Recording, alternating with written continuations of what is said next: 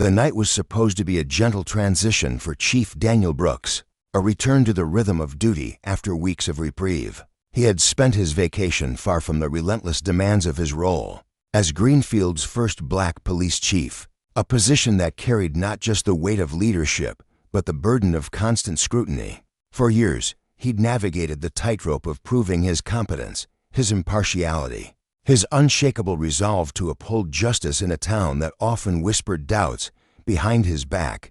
The time away had been a balm. Days of quiet reflection had washed away the exhaustion, leaving him refreshed, his spirit rekindled. He felt ready to step back into the fray, to face whatever challenges awaited him with a steady hand and a clear mind. To save time, he'd opted for a helicopter ride back, touching down at Riverbend Airfield, a desolate strip on the outskirts of Greenfield.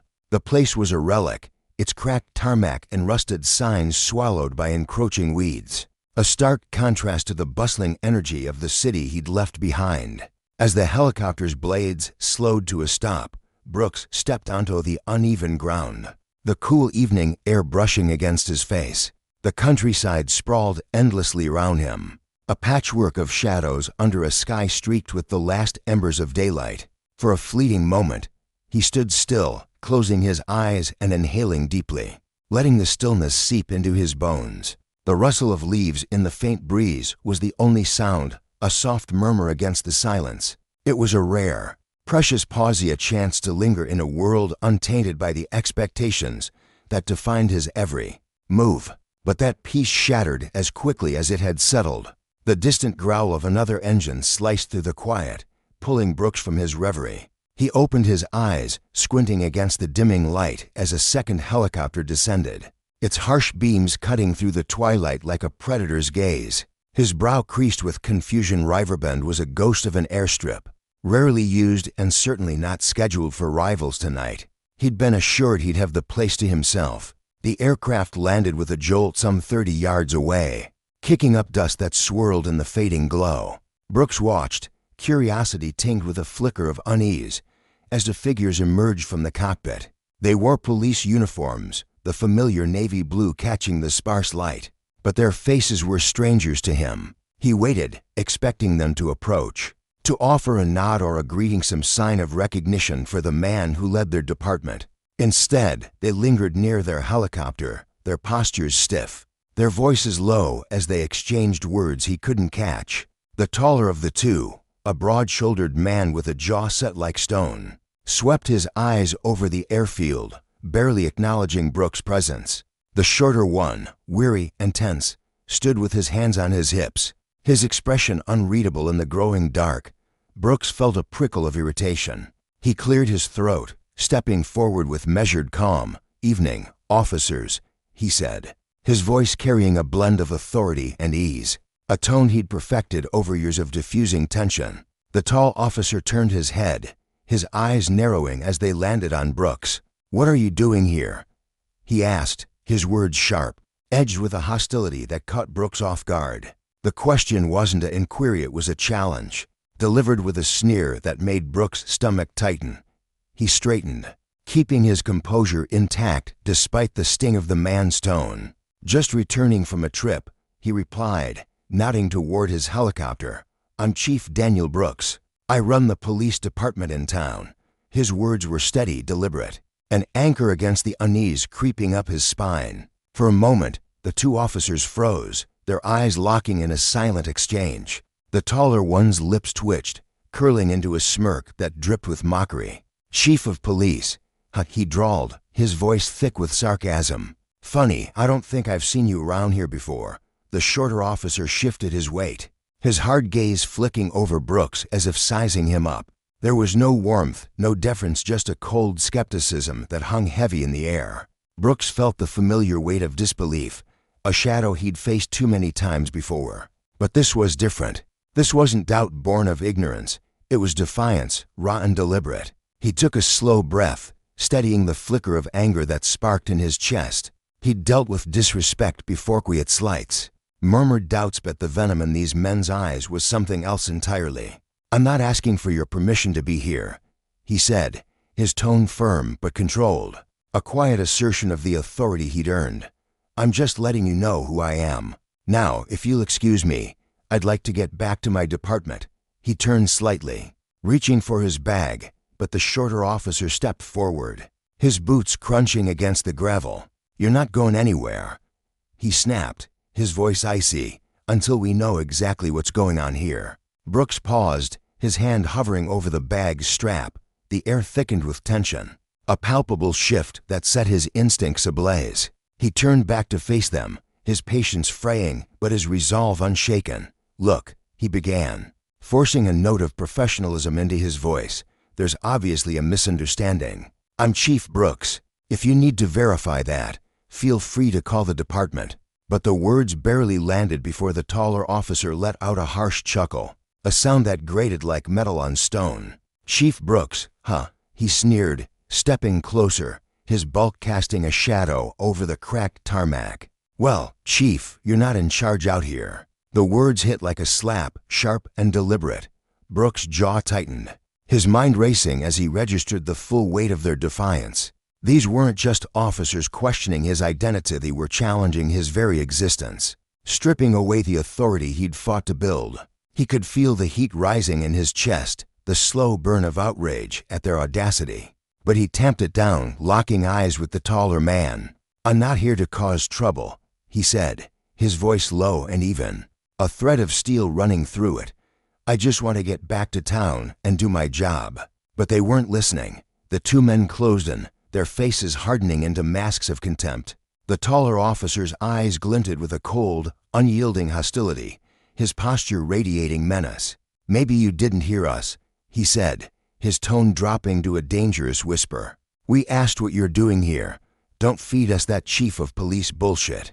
You're trespassing." The shorter one smirked, his lips curling as he crossed his arms, a silent echo of his partner's aggression. Brooks' pulse quickened, his senses sharpening as the situation spiraled beyond reason. He'd faced prejudice before, weathered storms of doubt and disdain, but this was a different beast, pure, unfiltered malice. The airfield, once a haven of calm, now felt like a trap, the open space closing in around him. He stood his ground, his voice steady despite the storm brewing inside. "I'll say this one more time," he replied, each word measured, resolute. "I'm the chief of police in Greenfield. I have every right to be here. If you want proof, contact the department." The response was a hollow laugh, a chilling sound that echoed across the airstrip. "Sure, Chief." The shorter officer spat, his sarcasm a blade aimed at Brooks' dignity. "And I'm the damn mayor." Their laughter rang out again, a cruel, mocking chorus that clawed at Brooks' nerves. He could see it. No, there would be no reasoning with them. They didn't believe him, or perhaps they simply didn't care. Either way, they were spoiling for a fight, their power unchecked in this forgotten corner of the world. The taller officer took another step, his shadow looming larger, his voice a low growl. "Let's make this simple," he said, his eyes boring into Brooks. "You tell us the truth about why you're here, or we'll handle you our way." The threat hung heavy, a promise of violence cloaked as justice. Brooks' hands clenched at his sides, his mind a whirlwind of anger and calculation. He'd spent his career upholding the law, fighting for fairness, yet here he stood, facing the very corruption he'd sworn to root out. The irony was bitter, the lesson brutal. Power, when wielded without accountability, could twist even the guardians of justice into tyrants. He met the man's gaze, unflinching, his voice a quiet thunder. "I've told you the truth," he said, the words a lifeline to the principles he'd built his life upon. But as the officers loomed closer, their intentions clear, Brooks knew this night would test more than his patient sight, would demand he confront the consequences of a system that too often let power run wild. The air hung heavy with tension as Daniel Brooks stood his ground, his voice cutting through the stillness with a resolute firmness that belied the storm brewing inside him. "Either let me leave," he demanded, his tone unwavering despite the tremor of unease rippling through his chest, "or call the department to verify who I am. But don't waste my time with empty threats." His words were a lifeline, a plea for reason in a moment teetering on the edge of chaos.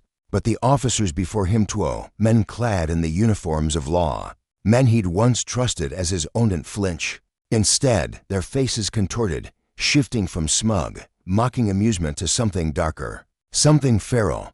Brooks felt the shift like a cold wind snaking down his spine. His muscles tensed instinctively, his heart thudding against his ribs as he braced himself for what he knew was coming. This wasn't going to end with words. The shorter officer, a weary man with a pinched face and eyes that glinted like sharpened steel, balled his fists so tightly his knuckles whitened. Rage flared in his gaze, a venomous spark that seemed to ignite the air between them. "We don't take orders from people like you," he spat, his voice thick with contempt, each syllable dripping with a disdain Brooks had heard too many times before. It wasn't just defiance, it was hatred, raw and unfiltered, rooted in something deeper than this moment, something Brooks had fought against his entire life. His jaw clenched, a sharp ache spreading through his teeth as he swallowed the retort burning in his throat.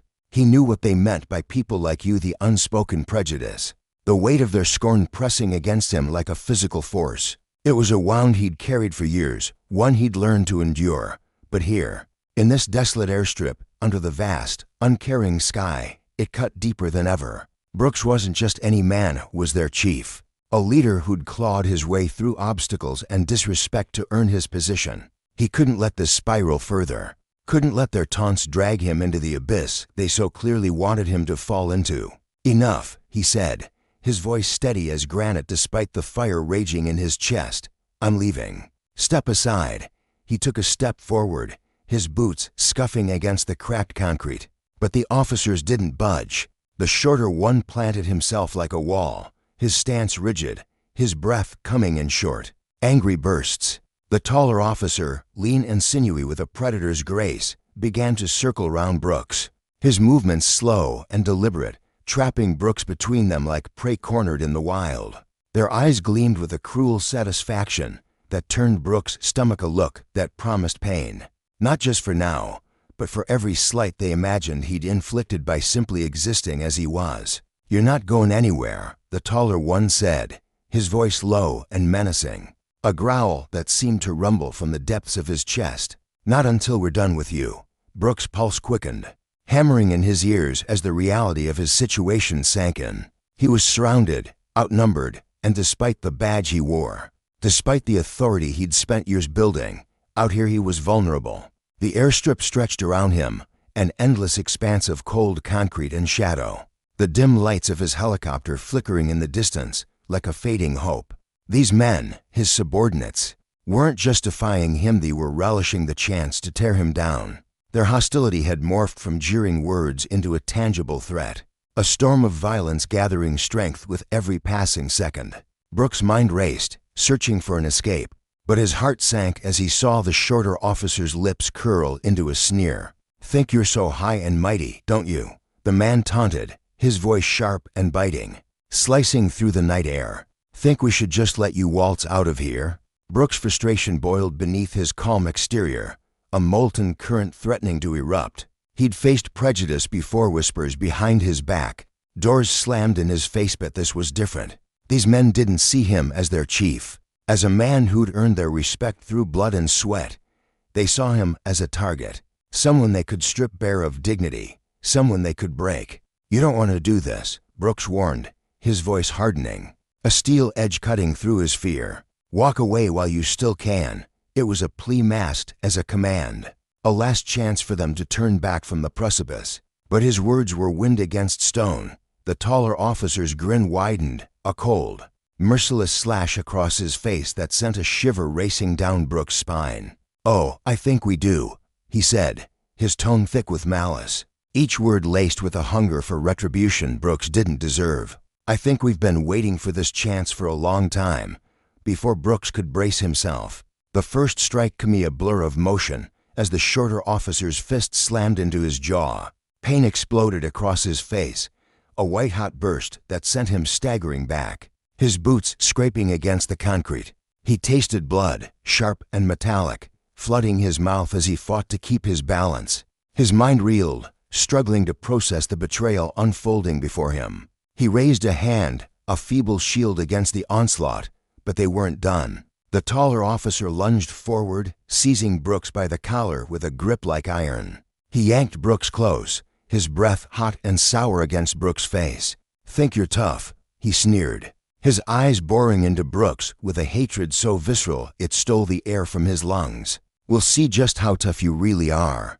Brooks barely had time to react before he was shoved backward, his body lurching as he stumbled, arms flailing to stay upright. The officers closed in, their faces masks of cold calculation. Each step they took stripping away another layer of the authority he'd fought so hard to claim. He swung a fist, desperate to reclaim control, but they were relentless.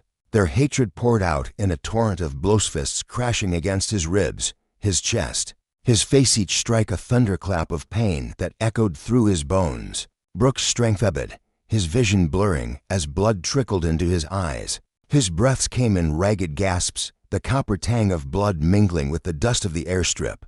The taller officer's voice cut through the haze, mocking and distant over the sound of Brooks' own labored breathing. "Chief of Police, you're nothing but a coward." With one final, brutal shove, they sent him crashing to the ground. He hit the concrete hard, the impact jarring his spine, sending waves of agony rippling through his battered body. Every muscle screamed, his skin pulsing where their fists had landed, and his mind spun in a dizzying whirl of disbelief. How had it come to this? How had men sworn to uphold justice turned into agents of its ruin? Lying there, sprawled on the cold, unforgiving ground, Brooks felt the weight of their cruelty bearing down on him. The officers loomed above, their faces twisted with a satisfaction so vile it made his stomach churn. They'd shown no mercy, no shred of respect for the man they'd pledged to serve under. As he struggled to draw a breath, his chest heaving with the effort, he knew pity was a luxury he couldn't expect from them. "Remember this, Chief," the shorter officer sneered, his voice a dagger of disdain. "Out here, you're nobody." With that, they turned away, their laughter echoing faintly as their footsteps faded into the night, leaving him alone in the dust, his body broken, his pride in tatters. The silence of the airstrip swallowed him, the vast emptiness pressing against his bruised spirit. Darkness crept in at the edges of his vision, but one thought blazed through the fogous spark of defiance that refused to die. He would survive this, and when he did, they would face the consequences of their actions. Justice, he vowed silently, would not be denied.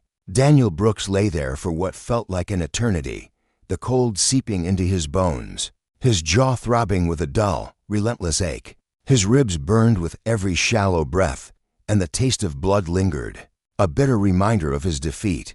But even as his body crumpled under the assault, his mind remained a fortress, fueled by a simmering fury that refused to be extinguished. They'd left him there, battered and humiliated, certain they'd crushed him into submission. But they didn't know him not truly. Slowly, agonizingly, he pushed himself up, his palms scraping against the rough concrete, leaving smears of blood behind. His vision swam, the world tilting as he blinked away the dizziness, but he steadied himself, his resolve hardening like steel in a forge. He glanced around the deserted airstrip, the silence heavy and oppressive, broken only by the faint hum of the wind. His helicopter stood a few yards away, its dim lights casting long shadows across the pavement, a silent witness to his arrival and the chaos that had followed. For a fleeting moment, he considered climbing aboard, escaping this forsaken place, retreating to safety, but the thought dissolved as quickly as it came. They were still out there, watching from the shadows, waiting to see if he'd dare to defy them again. They wanted him to run, to prove their twisted victory. His instincts screamed that they were poised to strike harder. If he tried to reclaim his authority now, then a sound broke the stillness, soft at first, a whisper of footsteps against the concrete, growing louder, more deliberate. Brooks turned slowly, every movement a battle against the pain coursing through him, and saw them returning. The two officers approached with a swagger, their faces hardened with arrogance and disdain, their eyes glinting with the promise of more violence. Well, the taller one drawled, his voice dripping with mockery. "Look who's still here. Thought you'd have learned your place by now." Brooks clenched his jaw, the ache intensifying as he fought the urge to lash out. Every fiber of him yearned to remind them who he was, to demand the respect they'd trampled boot. He knew defiance would only fan their flames. He had to survive this, had to outlast their cruelty, if he was ever to see justice served. The shorter officer circled him like a vulture, his gaze icy and unyielding. his lips twitching with a sneer. "You're nothing out here," he said, his voice low and taunting. "Just another fool who thought he could rise above us." Brooks' hands curled into fists at his sides, nails digging into his palms as he wrestled with the fury clawing at his chest. This wasn't just an attack on his body, it was an assault on everything he'd built. A stark lesson in the cost of power abused. These men, bound by duty to protect, had instead become its executioners. Their actions a mirror reflecting the fragility of justice when wielded by corrupt hands. But as they closed in once more, Brooks' resolve deepened. They could bruise his flesh, shatter his pride, but they couldn't snuff out the fire within him, a fire that promised retribution, a reckoning for the betrayal they'd sown in this desolate night. The sun hung low in the sky, casting long, jagged shadows across the cracked asphalt where Brooks stood, his chest rising and falling with deliberate, measured breaths. The air was thick with tension, a storm brewing in the silence between him and the two officers who eyed him with predatory scrutiny. The taller one, a broad-shouldered man with a weathered face and a sneer that seemed permanently etched into his features, tilted his head as he sized Brooks up. His eyes glinted with a cold, calculating malice, as though he were appraising a piece of meat rather than a man. "So, Chief," he drawled, his voice oozing with mockery, each syllable dripping like venom from a snake's fangs. "You still think you're the big shot around here?" Brooks felt the weight of the moment pressing down on him, a heavy burden that threatened to crack his composure. He clenched his fists at his sides, the knuckles whitening as he fought to keep his emotions tethered. He'd faced disrespect before countless times, in fact, but this was different. This was a deliberate challenge, a test of his will, and he could sense the danger lurking beneath their taunts. Taking a deep breath, he steadied himself, the cool air filling his lungs like a lifeline. "This has gone too far," he said, his tone calm yet unyielding, a quiet strength threading through his words. "I don't know what point you're trying to make, but this isn't how you prove it. You're crossing a line you won't be able to walk back from." The officers exchanged a glance, their faces twisting with a mixture of amusement and disdain. To them, Brooks' words were nothing more than the hollow bluster of a man clinging to a fading illusion of power. The shorter one, a weary figure with sharp features and a restless energy, let out a bark of laughter, the sound harsh and grating against the stillness.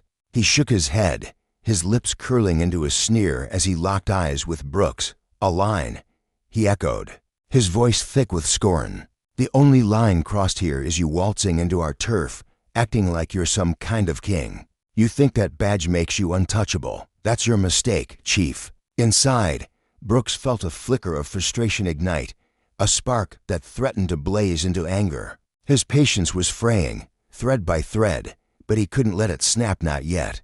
He knew these men were watching him, waiting for any sign of weakness, any excuse to escalate the confrontation. They were like wolves circling a wounded animal, their hunger for dominance palpable.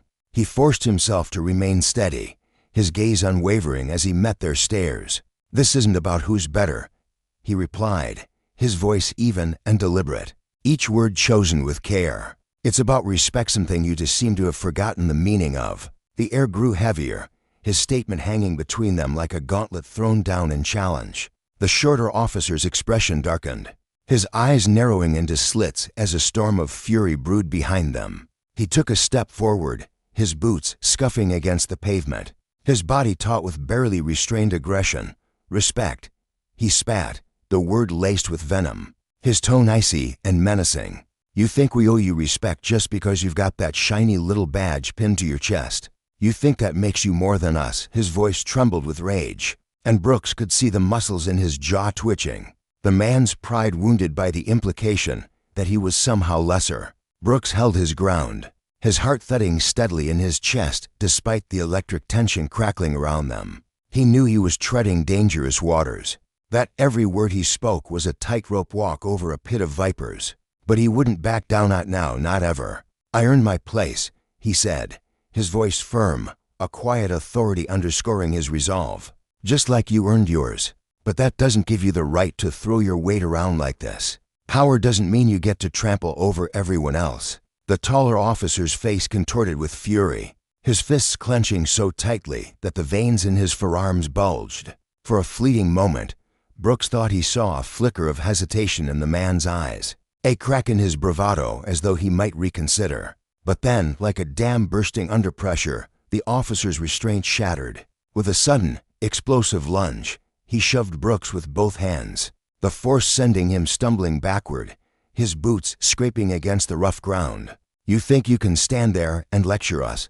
the officer snarled, his voice raw with contempt, his breath hot and ragged. "We don't answer to yun it out here, not anywhere." Brooks barely caught himself, his arms flailing as he struggled to regain his balance. His pulse raced, adrenaline surging through his veins as the officers closed in, their faces shadowed with a dark, unrelenting fury. He realized then that this wasn't about a lesson or a warning, it was about destruction. They wanted to tear him apart, to strip away every shred of authority he'd fought so hard to build. Before he could steady himself fully, the shorter officer struck, his fist slamming into Brooks' ribs with a sickening thud. Pain exploded through his body, a sharp, searing jolt that stole the breath from his lungs. He doubled over, gasping, his hands instinctively clutching at his side as he battled the wave of agony crashing over him. But even as his vision swam, he gritted his teeth, refusing to let them see him crumble. "Had enough, Chief," the shorter officer taunted, his voice dripping with malice, his eyes gleaming with sadistic delight as he loomed over Brooks. The word chief was a mockery now, a title stripped of its meaning in their hands. Brooks straightened slowly, his ribs screaming in protest, his sight blurring at the edges. He forced himself to meet the officer's gaze, his own eyes burning with a quiet, unyielding defiance. "You don't know what you're starting," he said, his voice low and steady despite the pain lacing every syllable. "When this is over, you'll wish you'd walked away." His words only fueled their rage, like oil poured onto an already roaring fire. The taller officer let out a harsh, guttural laugh, shaking his head as he advanced, his boots pounding the pavement with deliberate menace. "You really think you're still calling the shots?" he sneered, his voice a blade slicing through the air. "Out here, you're nothing, just another fool who thought he could play the hero." With that, the assault resumed, their fists raining down with a brutal, relentless force that left Brooks reeling. Each blow landed with a sickening thud, the pain blooming across his body like wildfire, spreading from his ribs to his shoulders, his arms, his chest. He could feel his strength ebbing, his knees threatening to buckle, but he refused to let fear take root. He'd faced worse than this years of struggle, of prejudice, of battles fought in the shadows, and he'd come out stronger every time. But as the barrage continued, his body began to betray him. His breaths came in shallow, ragged gasps, his vision blurring into a haze of dark shapes and flickering lights. He could hear their laughter, sharp and cruel, ringing in his ears as they reveled in his weakening state. "You're pathetic," the taller officer spat, his voice thick with disgust as he towered over Brooks, his shadow swallowing the fading daylight. "All that talk about being chief, and look at you now, nothing but a broken man." The words cut deeper than the blows, striking at the core of who Brooks was. But even as the pain threatened to overwhelm him, a ember of resolve flared to life within him, a stubborn spark that refused to be snuffed out. He'd spent his life fighting for justice, clawing his way up from nothing to earn the respect he carried like a shield.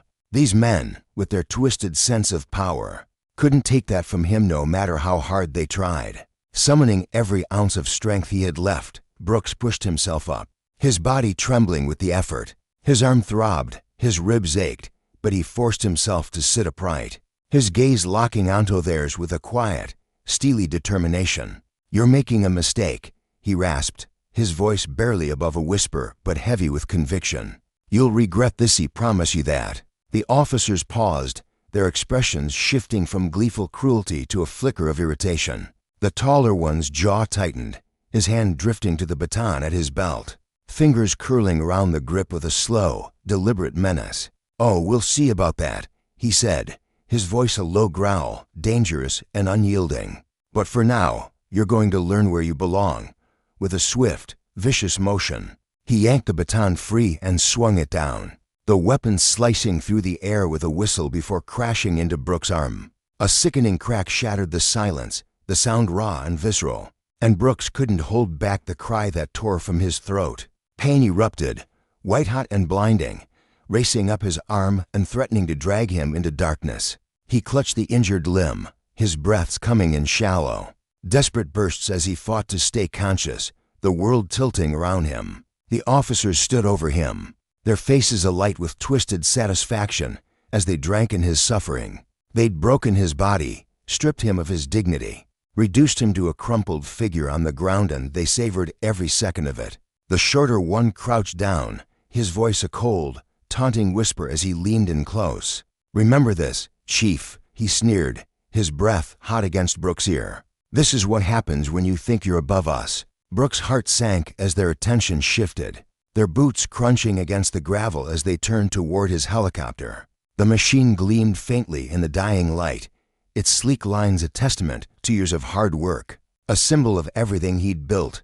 Now it was a target. The taller officer pulled a lighter from his pocket, flicking it open with a casual, almost theatrical flourish, the tiny flame dancing in the breeze. "It'd be a real shame if something happened to your fancy ride," he said, a smirk tugging at his lips as he stepped closer to the helicopter. "Maybe this'll teach you not to mess with us." Panic surged through Brooks, a desperate, helpless wave that clawed at his chest. He tried to rise, to drag himself forward, to stop them, but his body wouldn't obey. The pain was a tidal wave, crashing over him, pinning him to the ground as he watched them close in on the machine. His vision blurred, his strength drained by the relentless beating, and all he could do was lie there, powerless, as the flickering flame in the officer's hand promised ruin. In that moment, he understood the true cost of their abuse of power, not just the physical toll, but the deeper wound to justice itself. They thought they'd won, that they'd crushed him beneath their boots. But Brooks knew something they didn't. Justice, though battered and bruised, had a way of rising again, its consequences inevitable and unforgiving. And when it did, they'd face a reckoning far greater than they could imagine. The officer stood there, his boots planted firmly in the dust of the deserted airstrip, the faint hum of crickets swallowed by the night's oppressive stillness. In his hand, he clutched a lighter, its tiny flame flickering like a devilish spark against the hulking silhouette of the helicopter. He held it perilously close to the fuel tank, the acrid scent of gasoline teasing the air, and his lips curled into a wicked, triumphant grin. Turning his head, he locked eyes with Daniel Brooks, who lay sprawled in the dirt a dozen yards away, his body a canvas of bruises and blood. "Say goodbye to your precious little toy, Chief," the officer sneered, his voice dripping with a warped, gleeful malice that sent a shiver racing down Brooks' spine. With a casual flick of his wrist, as if discarding a spent cigarette, he tossed the lighter onto the helicopter's frame. For a heartbeat, the world held its breath. The silence was suffocating, a thick, tangible weight pressing down on Brooks as he stared, wide-eyed, at the machine that had been his pride, his symbol of authority and purpose. Then, with a guttural roar that shattered the quiet, flames erupted in a violent cascade. The fire clawed its way up the helicopter's sides, a ravenous beast swallowing metal and glass in a blazing inferno. The heat rolled outward in punishing waves, searing Brooks' skin even from where he lay. Helpless and broken, thick plumes of black smoke billowed into the sky, choking the air, stinging his eyes, and clawing at his throat with every ragged breath he drew. He watched, horror-stricken, as the flames devoured everything every late night spent maintaining it. Every hard-earned victory it represented reduced to ash and ruin in moments. The officers stood in a loose semicircle, their silhouettes framed by the fire's savage glow. Their faces, illuminated by the flickering light, wore expressions of smug satisfaction, as though they were artists admiring a masterpiece of destruction. One of them, a weary man with a scar slicing across his cheek, shifted his weight, his eyes glinting with a cruel delight Brooks hadn't noticed before. Another, broader and silent, crossed his arms, his lips twitching into a faint smirk as the crackling of the fire filled the night. They reveled in it, their laughter cutting through the chaos like a blade, sharp and merciless. As they turned their backs on the wreckage and on Brooks himself, left there in the dust, his body screaming with every shallow breath, Brooks felt the weight of his defeat settle into his bones. His ribs ached with a fire of their own, each inhale a jagged stab of pain, and his left arm hung uselessly at his side, throbbing with a deep, relentless ache that pulsed in time with his racing heart. The officers' footsteps faded into the distance, their mocking chuckles echoing across the empty airstrip, a taunting reminder of his humiliation. They thought they'd broken him, stripped him of his power, his dignity, his will. They thought they'd left him for dead. But as the fire raged on, casting its hellish light across his battered form, something colder and harder than despair took root in Brooks' chest. A steely resolve, unyielding and fierce, coiled within him like a spring waiting to snap. This wasn't the end. Not for him. They would pay every last one of them for what they'd done. The night stretched on, endless and unforgiving. The helicopter's frame groaned and buckled under the flames, a skeletal husk collapsing into itself as the fire consumed its last remnants. Brooks lay there for what felt like hours, the acrid stench of burning fuel and molten metal clinging to his clothes, his skin, his very soul. His mind reeled, replaying the betrayal in vivid, agonizing detail of smug faces. The casual cruelty, the way they'd turned on him without a second thought. He'd trusted them, fought beside them, believed in the brotherhood they'd sworn to uphold. And they'd repay him with this. Every breath was torture, his cracked ribs protesting with a vengeance. But Brooks knew he couldn't stay down.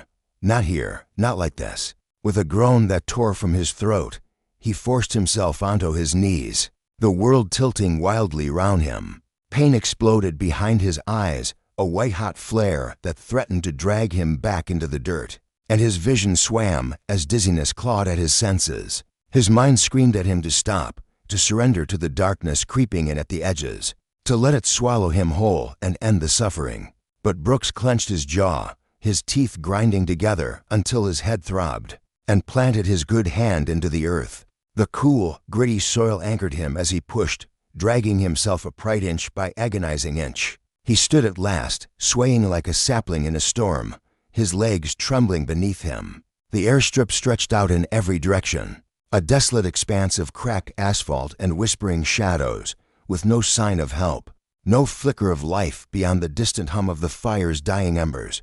He was miles from town, alone, injured and fading fast, but he couldn't stop. Survival wasn't just a choice, it was a necessity, a defiant act against the men who'd left him to rot. Taking a shaky, shuddering breath that rattled his bruised lungs, Brooks began to walk. Each step was a battle, a fresh jolt of pain rippling through his body like a current. His boots scuffed unevenly against the ground, kicking up small clouds of dust that glowed faintly in the moonlight.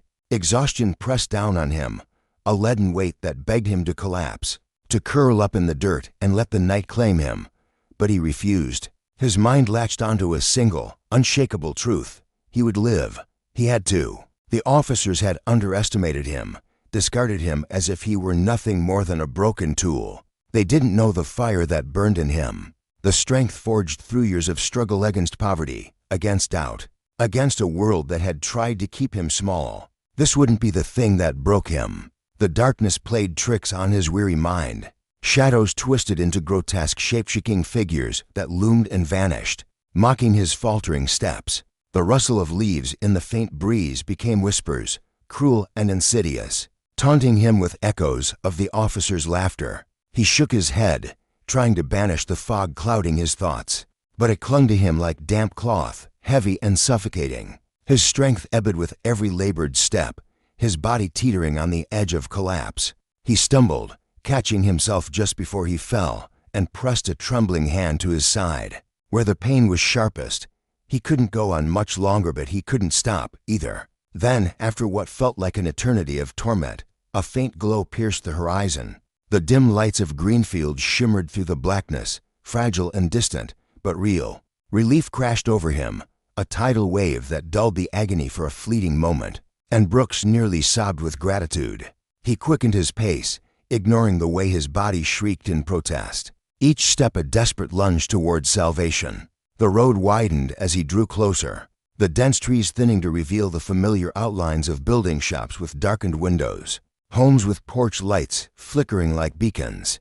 This was his town, the place he'd sworn to protect, the community that had lifted him up and trusted him to lead. Every aching step brought him nearer to safety, to the people who needed him. And with it came a renewed surge of purpose. His boots hit pavement at last, the sound reverberating through the quiet streets as he staggered toward the police station. The pain was a living thing now, clawing at his every nerve, but he forced himself onward. His mind razor-sharp despite the haze of exhaustion. This wasn't just about survival anymore. It was about justice, about making sure the men who'd dared to cross him faced the full weight of their actions. They'd abused their power, turned their backs on the very laws they'd sworn to uphold, and Brooks would see to it that they answered for it. The station loomed ahead, its brick facade bathed in the soft glow of streetlights, a steadfast symbol of order in a world gone mad. Brooks climbed the steps with the last of his strength, his hand shaking violently as he grasped the door handle. The cold metal bit into his palm, a stark contrast to the warm light spilling from within, and he pushed the door open with a grunt of effort. The officers inside froze as he stumbled across the threshold, their chatter dying mid-sentence. Wide-eyed, they took in his appearance-stern uniform hanging off his frame, blood streaking his face, bruises blooming across his skin like dark flowers. One of them, a young recruit named Harris with a mop of sandy hair, dropped the coffee mug he'd been holding, the ceramic shattering against the floor in a spray of shards and steaming liquid. "I need every available officer," Brooks rasped, his voice rough as gravel, but laced with an unshakable authority that brooked no argument. Now, the room erupted into motion, the officers scrambling to obey, their shock giving way to urgency. Harris hesitated for a split second, his brown eyes flickering with concern, before he bolted toward the radio to call for backup. Another, a grizzled veteran named Carter with a perpetual scowl, grabbed his coat and barked orders at the others, his gruff voice cutting through the chaos. They moved as a unit, spurred by the raw determination in their chief's tone. Brooks watched them go, his vision blurring as exhaustion clawed at him with renewed ferocity. He staggered down the hall to his office, each step a Herculean effort, his hand braced against the wall for support. The pain was unbearable now, a tidal wave crashing through his body, but he refused to let it win out yet. He collapsed into his chair with a groan, his breath coming in shallow, ragged gasps as the world swam around him. His desk, cluttered with reports and a framed photo of his daughter, grounded him, a tether to the life he'd fought to build. This was why he'd taken the badge, why he'd endured the long nights and the endless battles to protect, to serve, to uphold the justice that had been so viciously torn from him tonight. His mind churned with plans, with the faces of the men who'd betrayed him. They thought they'd won, that their abuse of power would go unchecked, but they didn't understand the cost of crossing Daniel Brooks. Justice wasn't just a word to him, it was a promise, a reckoning that would come for them all. As his vision darkened, the edges of the room fading into shadow, he clung to that thought with every ounce of his fading strength. They would face the consequences, and he would be the one to deliver them. The lesson was clear: power, when wielded without accountability, bred cows, and Brooks would ensure that chaos met its end. The world spun round Daniel Brooks, a dizzying haze threatening to pull him under as he struggled to cling to consciousness. Every breath felt like a battle, his body screaming in protest. But his iron will anchored him to the present, his thoughts sharpened like a blade, cutting through the fog of pain to focus on the mission ahead. This wasn't the end, not by a long shot. The rogue officers who dared to raise their fists against him believed they'd broken his spirit, that they'd stripped him bare of his authority, they'd misjudged him horribly. Daniel Brooks was a man forged in resolve, and he was about to unleash a reckoning that would sear itself into their memories forever. Inside the police station, the air buzzed with a restless energy, thick and heavy with unspoken urgency. Brooks stood at the center of it all, his voice ringing out clear and unwavering despite the sharp stabs of agony, radiating from his bruised ribs and battered limbs. His officers snapped into motion at his command, their boots thudding against the tiled floor as they rallied to their chief's call. Their faces were etched with a grim determination, jaws set tight, eyes blazing with a shared purpose. They weren't just preparing to hunt down a pair of rogue cops, they were gearing up to right a wrong that struck at the heart of everything they stood for. Brooks watched them fan out, pride swelling in his chest alongside a fierce, unyielding fire. This wasn't merely about discipline anymore.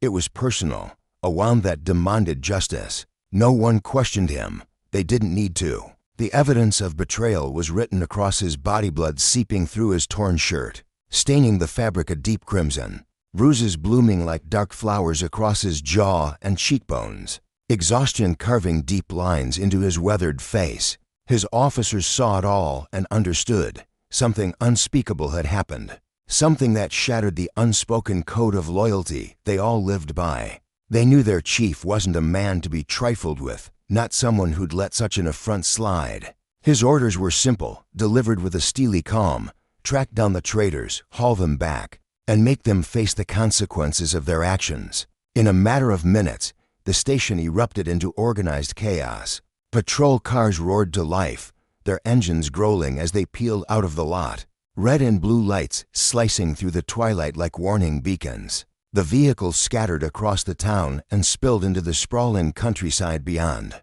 tires kicking up dust and gravel as officers combed every winding street, every shadowed alley, every forgotten corner where the fugitives might try to vanish. The radio hummed with a constant stream of voices, tersely barked updates, coordinates exchanged, plans refined on the fly. Back at the station, Brooks anchored himself at the command post, his sharp eyes locked on the sprawling map stretched across the table. Each red pin stabbed into the paper marked a possible hideout, a potential lair for the men who dared to cross him. Pain throbbed through his body in relentless waves, but he clenched his teeth and forced it to the background. His mind was a steel trap, honed and unyielding. This wasn't just about catching the rogue officers, it was about reasserting order, about sending a thunderous message that betrayal would not stand under his watch. A young officer burst into the room, his face taut with nervous excitement. "Chief," he said, his voice trembling slightly under the weight of the news, "we've got something." A witness saw two men matching their descriptions out by the old service road, just beyond town limits. Brooks' gaze snapped to the officer, his eyes narrowing as the gears in his mind whirred. The old service road, a desolate stretch of cracked asphalt flanked by dense, tangled woods, was a perfect bolt hole. It twisted away from civilization, a narrow vein of escape that led back to the highway. Cloaked in shadows and silence, it was a clever choice for hiding, but also a trap waiting to spring shut. Without hesitation, Brooks made his call. "Get every available unit out there," he commanded, his tone icy and precise, a blade wrapped in velvet. "We're ending this tonight." The officer nodded sharply, relaying the order into his radio, and the station buzzed anew with fervor. Officers grabbing gear, checking weapons, steeling themselves for the showdown looming on the horizon. Brooks watched them prepare, a fierce swell of pride mingling with the ache in his bones. These were his people, his family in arms, and he trusted them to uphold the law with the same ferocity that burned in his own chest. But sitting back wasn't an option for him. Ignoring the protests of his battered body, he snatched his jacket from the chair, wincing as he slung it over his shoulders with his good arm. His broken arm pulsed with a dull, insistent ache, but he shoved the sensation aside, his resolve a stronger force than any physical limit. He wasn't about to let his team face this alone. He needed to be there, to look into the eyes of the men who'd stabbed him in the back, to ensure they understood the gravity of their mistake. As he limped toward the patrol car, his officers cast sidelong glances his way, some worried, others awestruck, all brimming with respect. He brushed off their concern with a curt nod, sliding into the passenger seat beside a young driver whose knuckles whitened around the steering wheel. The car lurched forward, joining the convoy racing toward the service road. The silence inside was thick, pregnant with tension, broken only by the intermittent crackle of the radio relaying updates. Brooks stared ahead, his jaw tight, his mind churning with a storm of emotions he couldn't yet name. Anger simmered beneath the surface, yes, but there was something deeper to a quiet, unshakable certainty that justice would prevail, that he'd see this through no matter the cost. The turnoff to the service road loomed ahead, the car's headlights carving a path through the encroaching darkness. The forest pressed in close, trees standing like silent sentinels, their gnarled branches casting eerie shadows that flickered across the ground. The night was still, the quiet shattered only by the low rumble of engines and the faint static of the radio. "They're here," the driver muttered, nodding toward the cluster of patrol cars already lining the road's edge. their lights pulsing like a heartbeat. Officers spilled out, moving with practiced precision, their flashlights slicing through the gloom as they advanced into the woods. Brooks stepped out of the car, his body groaning in protest. But he straightened his spine and swept his gaze over the scene. His team was in position, their faces taut with focus, their movements deliberate. They were ready, and so was he. "Lieutenant," Brooks called, his voice cutting through the night like a whip, a seasoned officer. Lieutenant Harris approached, his grizzled features set in a mask of grim resolve. Harris had been with Brooks for years, a steady hand and a sharper mind. The kind of man who'd seen enough to know when words weren't needed. "We've got them pinned," Harris reported, gesturing toward the dense thicket ahead. "Half a mile in. They tried to bolt, but we've boxed them in. They're not slipping away this time." Brooks' jaw tightened, his pulse quickening as the weight of the moment settled over him. This was the culmination of the betrayal, the pain, the relentless drive that had kept him upright. These men had tried to tear down everything he'd built, everything he'd bled for. Now they'd answer for it. "Let's move," Brooks said, his voice low but carrying the weight of a gavel. He took the lead, each step a deliberate act of defiance against the agony clawing at his body. His officers fell in behind him, their boots crunching over fallen leaves, their breaths visible in the cool night air. The forest seemed to close in tighter, the shadows deepening as they pushed deeper into the wilderness. Brooks' heart thundered in his chest, a steady drumbeat of anticipation and fury. Every rustle of leaves, every snap of a twig heightened the tension coiling around them. He could feel the end drawing near, the moment of confrontation he'd been chasing since the first blow landed. At last, they reached a small clearing, the faint glow of a flashlight piercing the dark to reveal the two rogue officers. They crouched together, their backs pressed against a gnarled oak, their faces pale and drawn.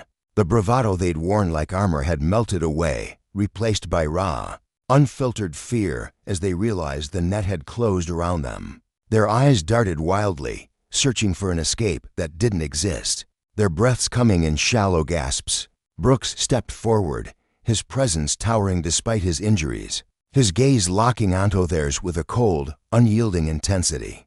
"You thought you could get away with this," he said, his voice a quiet storm, lethal in its restraint. "You thought you could turn your backs on everything we stand for and walk away unscathed." The two men flinched, their defiance crumbling under the weight of his words. Around them, the officers stood like a wall of justice, their faces hard, their hands steady. Brooks felt the lesson settle into his bones. Power, when abused, invited its own downfall. These men had crossed a line, and the consequences would ripple far beyond this moment. For Brooks, this wasn't just about punishment, it was about restoring the balance, about proving that no one, not even those sworn to uphold it, stood above the law. And as the cuffs snapped shut around their wrists, he knew the message had been delivered loud and clear. In the dim light of a cold, unforgiving night, Daniel Brooks stood battered and bruised, his body a map of pain etched by the hands of those he once trusted. The men before him, 12 officers who had worn the same badge he did, gazed back, their faces drained of color, their eyes wide with a terror that clawed at their throats. They had beaten him, left him broken on the ground, and walked away as if their actions bore no weight. But now, as the reality of their choices crashed over them like a relentless tide, they understood. They had shattered something sacred, a bond forged in duty and honor, and there would be no mending it.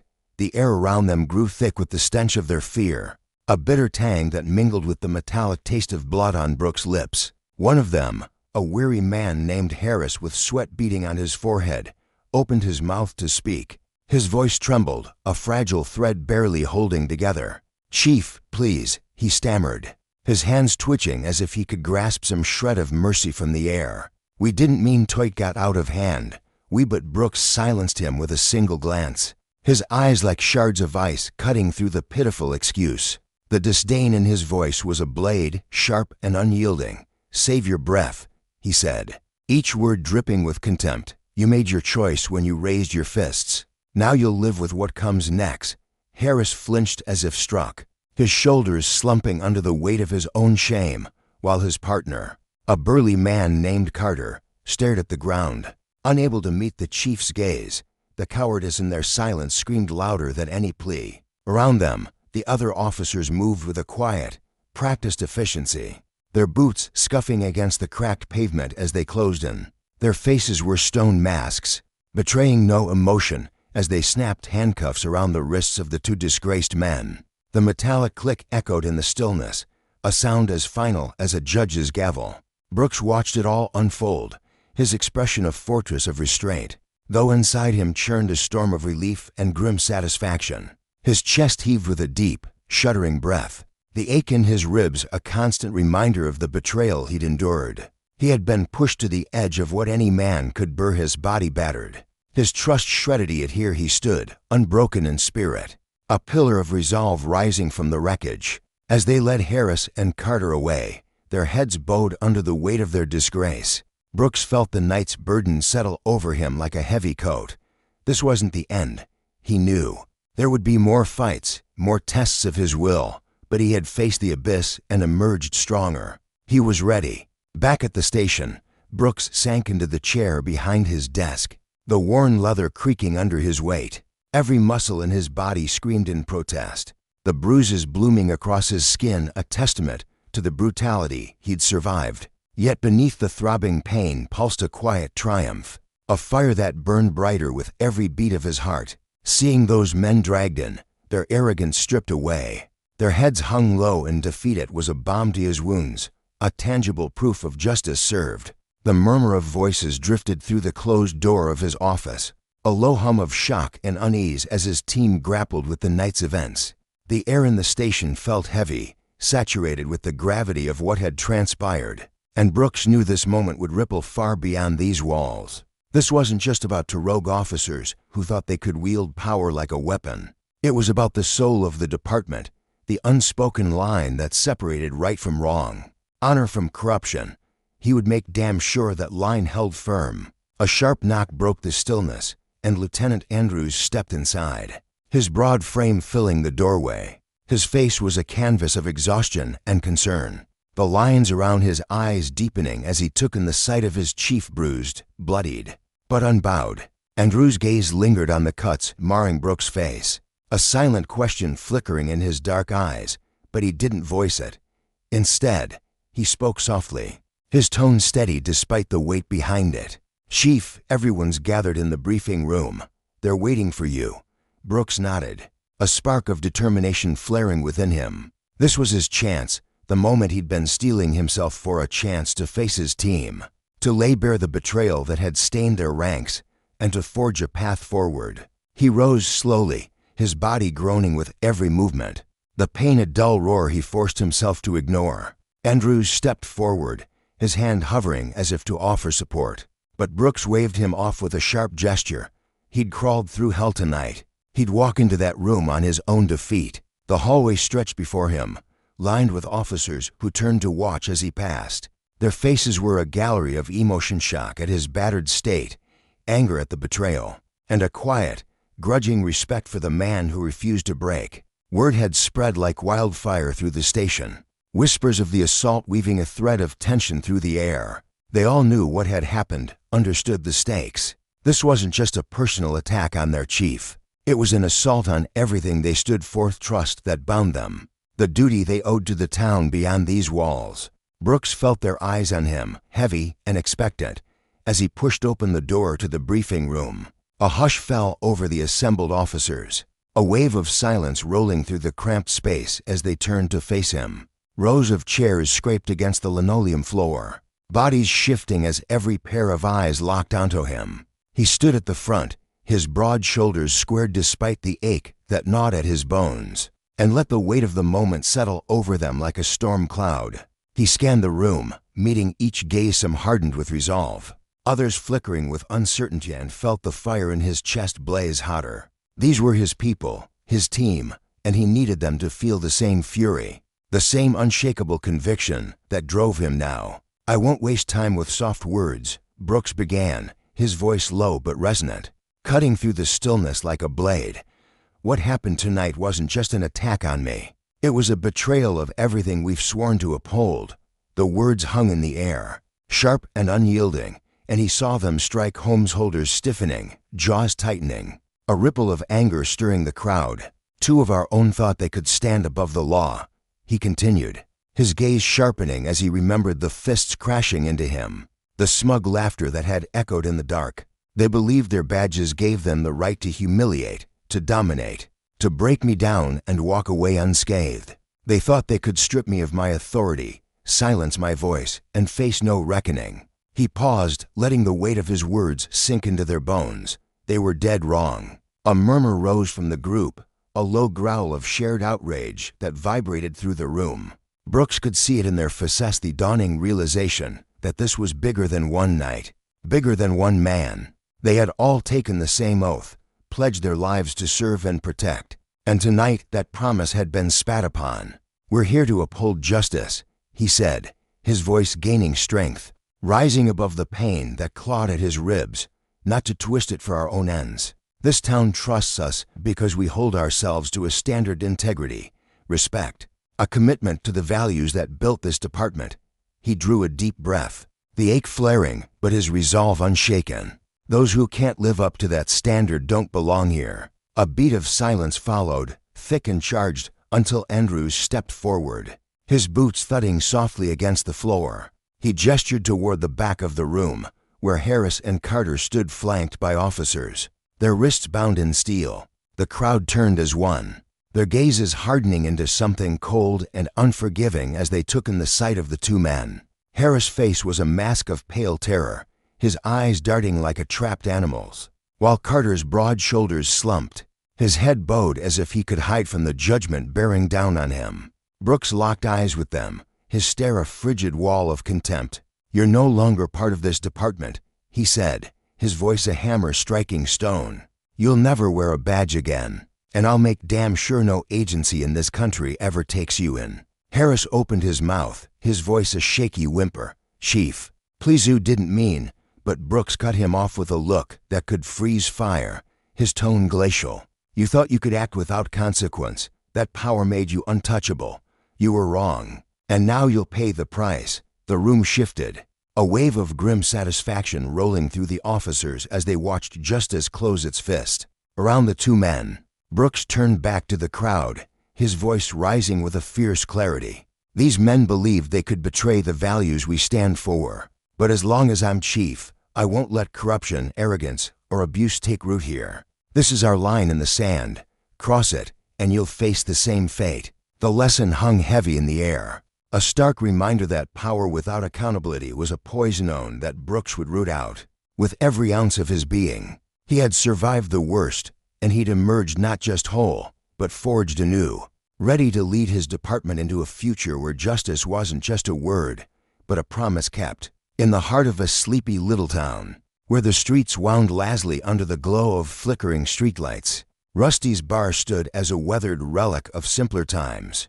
Its neon sign buzzed faintly, casting a dim, reddish hue over the chipped wooden door. Inside, the air was thick with the stale scent of beer and the low murmur of conversations blending into the hum of an old jukebox.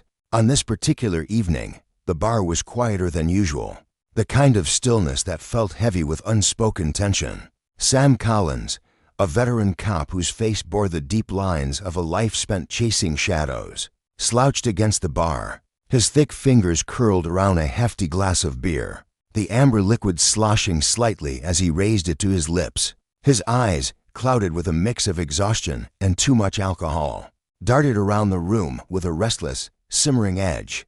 For Collins, Rusty's wasn't just a bar, it was a sanctuary, a place where he could shed the badge and let the weight of his unspoken resentments spill out unchecked.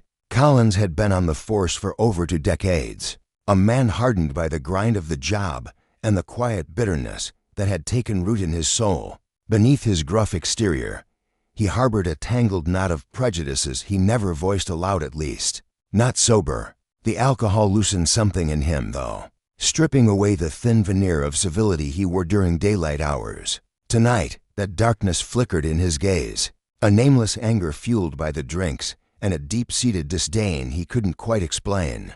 It wasn't rational, this hatred he carried for those he deemed outsiders, people whose skin didn't match his own pale complexion. It was a venom he kept buried, hidden from his fellow officers, who saw him as a reliable, if rough around the edges, colleague. But here, in the dim glow of Rusty's, that venom found its voice. The door creaked open, letting in a rush of cool night air that briefly cut through the bar's stagnant haze. Lisa stepped inside, her presence a stark contrast to the gloom.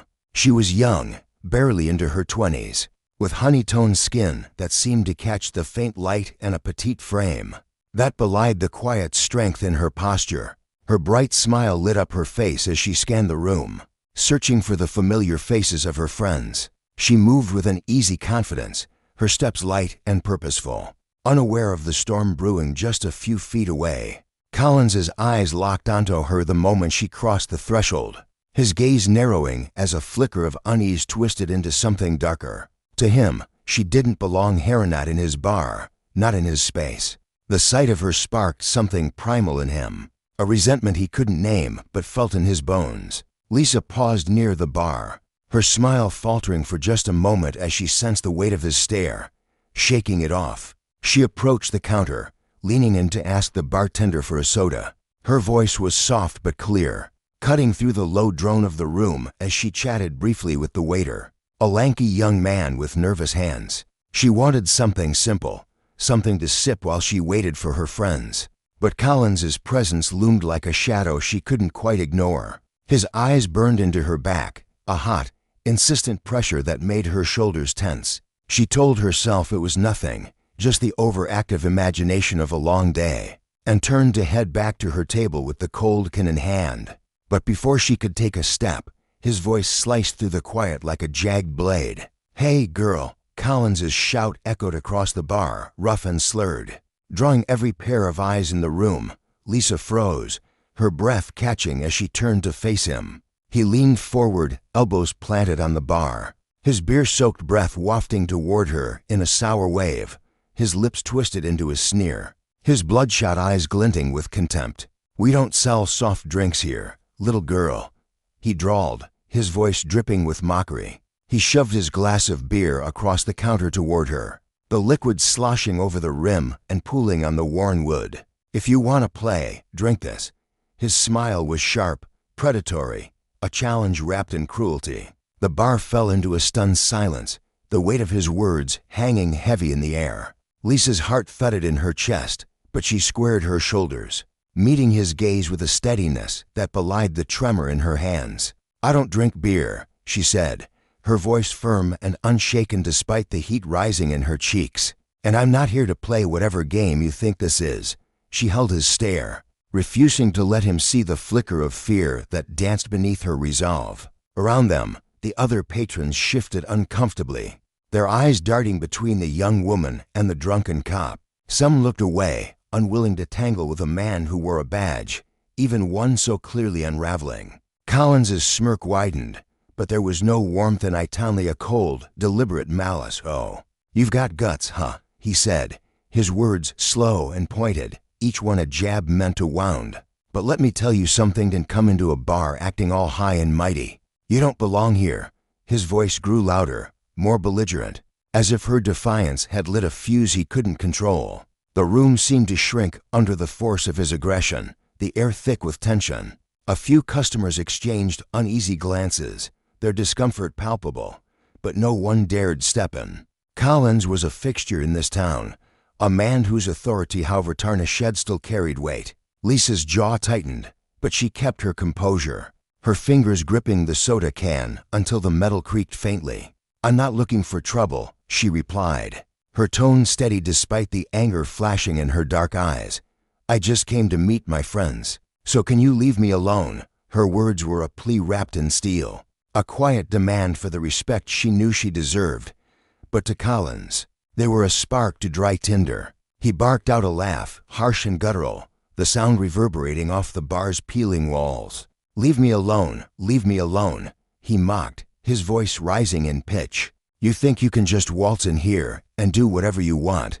If this were my place, I'd kick you out myself." His words were laced with venom, a raw, unfiltered prejudice that made the air taste bitter. The nearby patrons shifted in their seats, a mix of annoyance and fear rippling through them. They knew Collins, knew his temper, and knew the badge he carried gave him a shield most wouldn't dare challenge. Lisa, though, stood her ground, her eyes blazing with a quiet fury. "You have no right to talk to me like that," she said, her voice cutting through his bluster like a knife. Her hands trembled slightly, but she refused to back down, her pride and dignity anchoring her against his storm. Collins's face darkened, his drunken haze giving way to a raw, unbridled rage. He lurched to his feet, the bar stool scraping loudly against the floor, and thrust the glass of beer closer to her face. "I told you to drink this," he hissed, his voice low and menacing, thick with domination. "Understand?" His bloodshot eyes bore into hers, wild and unhinged, as if her refusal had stripped away the last shred of his restraint. Lisa took a step back, her breath hitching, but she didn't run. She stood tall, a pillar of defiance in the face of his aggression, her heart pounding as the room held its breath. The other patrons watched in stunned silence, their faces a gallery of confusion and unease. Why was he doing this, over a soda, over a girl who just wanted to be left alone? It made no sense. And yet there was Collins, unraveling before their eyes. A young waiter, barely out of his teens, stepped forward hesitantly, his thin frame trembling as he raised a hand. "Hey, man, maybe just let it go," he started, his voice cracking with nerves. But Collins swatted his hand away with a snarl, his movements clumsy but forceful. "Stay out of this, kid," he growled, his focus never leaving Lisa. Across town, in the stark, fluorescent glow of the police station, Chief Daniel Brooks sat in the briefing room, his broad shoulders hunched over a table littered with reports. The night had been long, the kind that left a man weary to his bones. But Brooks was no stranger to exhaustion. He was a towering figure, both in stature and reputation, a man who'd spent years building a department rooted in trust and honor. His dark eyes, sharp and perceptive, scanned the faces of the officers gathered before him and women he'd trained, led, and trusted. But tonight, there was a heaviness in his gaze, a shadow cast by the betrayal he'd uncovered within his own ranks. The room buzzed with a quiet resolve as Brooks spoke, his deep voice carrying the weight of his conviction. "We're better than this," he said, his words steady and deliberate. "This department exists to serve, to protect, to honor the faith our community has placed in us. We don't bend to corruption or prejudice out here, not under my watch." A murmur of agreement rippled through the room, a shared understanding that seemed to solidify in the air. Brooks could feel with respect in their eyes, the recognition that this wasn't just an order, but a vow. They'd sworn to uphold justice, and he'd be damned if he let that promise falter. His gaze shifted to the two disgraced officers standing at the back of the room, their heads bowed under the weight of their shame. They'd crossed a line above their power, let their biases fester into actions that stained the badge they wore. Brooks' jaw tightened as he studied them, a storm of emotions churning in his chest. Anger, yes, but also a deep, aching disappointment. He'd trusted them, believed in them, and they'd thrown it back in his face. The betrayal cut deeper than he'd ever admit, a wound that throbbed with every breath. But beneath the pain, there was something else resolve, fierce and unyielding. He wouldn't let their failure define this department. With a final nod, he turned to Andrews, his second in command, a weary man with a quiet intensity that belied his slight frame. "Take them away," Brooks said, his voice low but laced with a steely determination. "Make sure they know they're no longer welcome here." Andrews gave a curt nod, his sharp eyes flickering with a mix of loyalty and disgust as he motioned for two officers to escort the men out. The disgraced pair shuffled forward, their footsteps heavy, their faces etched with a hollow resignation. As they passed, Brooks caught the faint tremble in one man's hands, the way the other avoided his gaze entirely. They knew what they'd lost, not just their jobs, but their place in something bigger than themselves. As the door closed behind them, Brooks felt a weight lift from his shoulders, a sense of closure settling over him like a cool breeze. The sting of their betrayal lingered, but he'd faced it head-on and come out stronger. The room began to empty, officers filing out with renewed purpose, their murmured conversations a quiet testament to the shift in the air. Brooks lingered, his broad hands resting on the table, his mind replaying the night's events, his body a jaded, dull reminder of the scuffle, that had erupted when he'd confronted the pair, their defiance turning physical before they'd finally backed down. But the pain was a badge of its own, a mark of the price he'd paid to uphold what was right. Stepping outside, he tilted his head back, the night sky stretching vast and endless above him. The stars glittered like tiny beacons, their light cutting through the darkness that had threatened to swallow him whole. He drew a deep breath, the crisp air filling his lungs, and a faint smile tugged at his lips.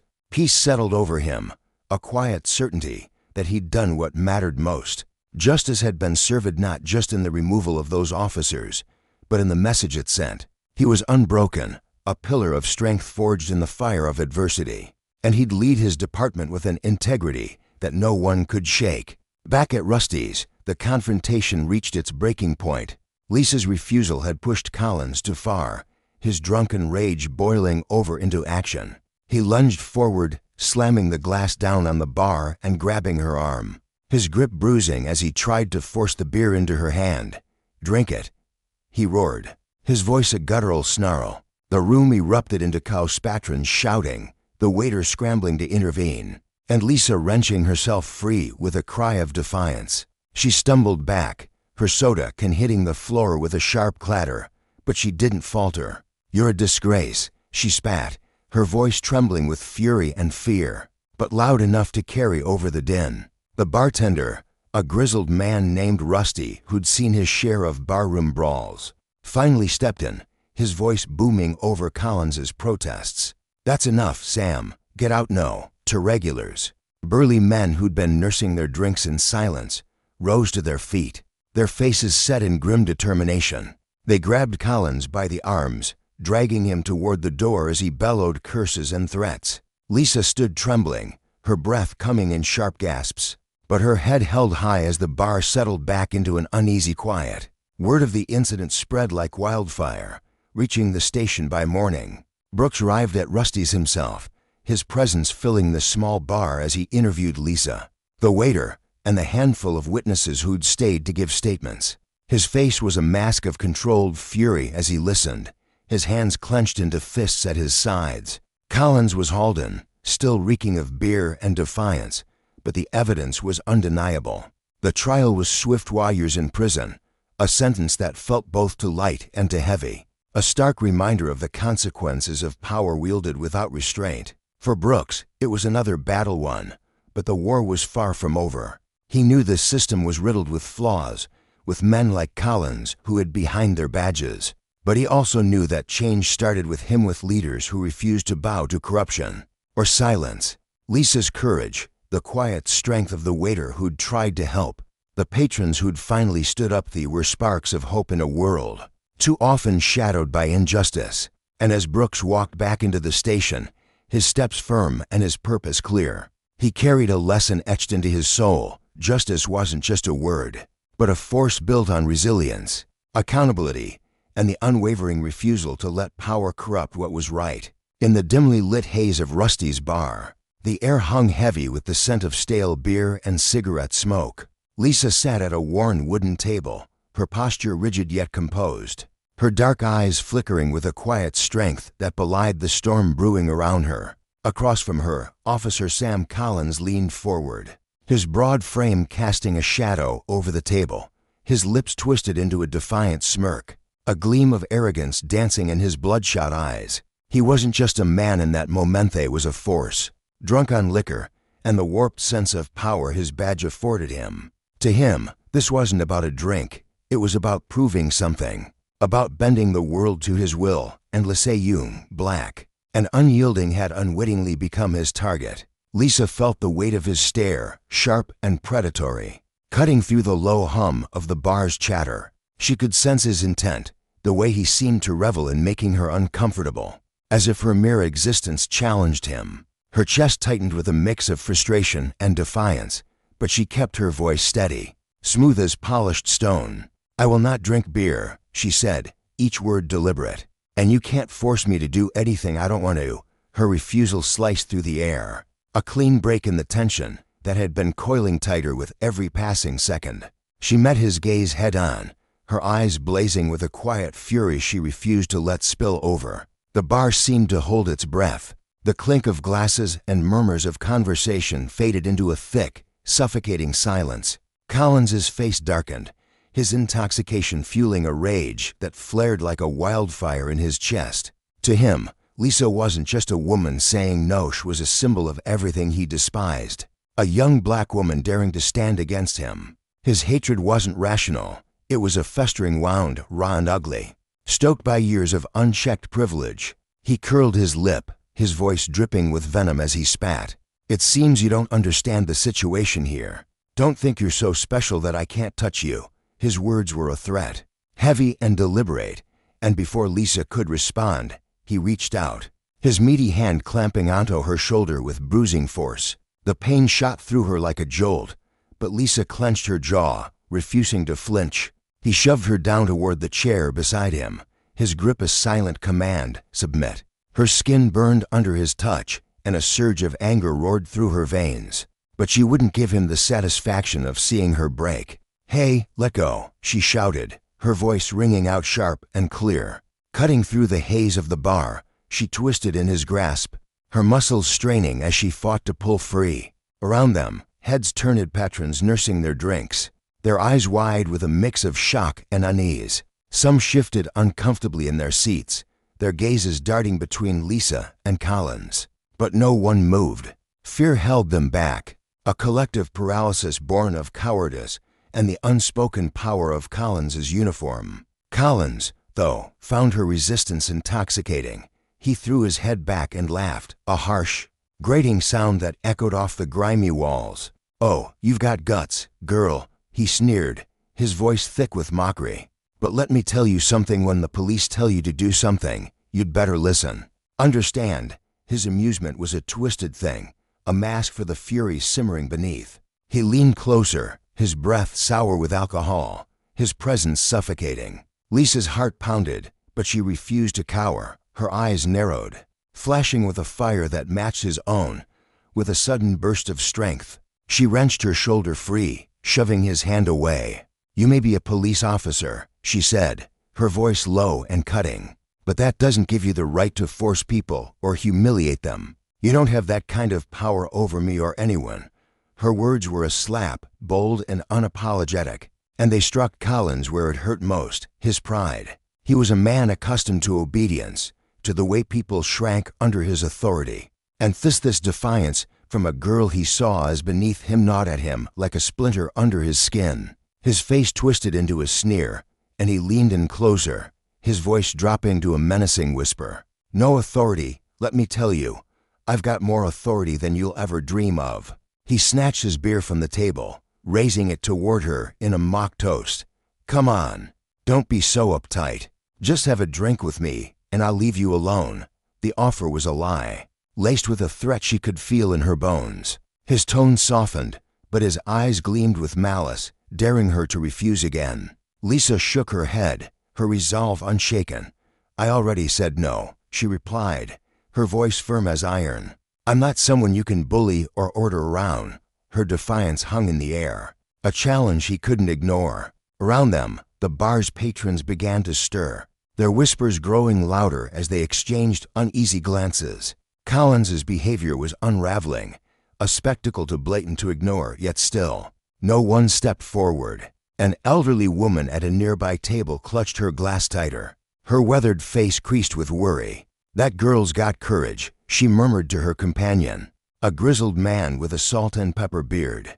"But I'm scared this won't end well for her."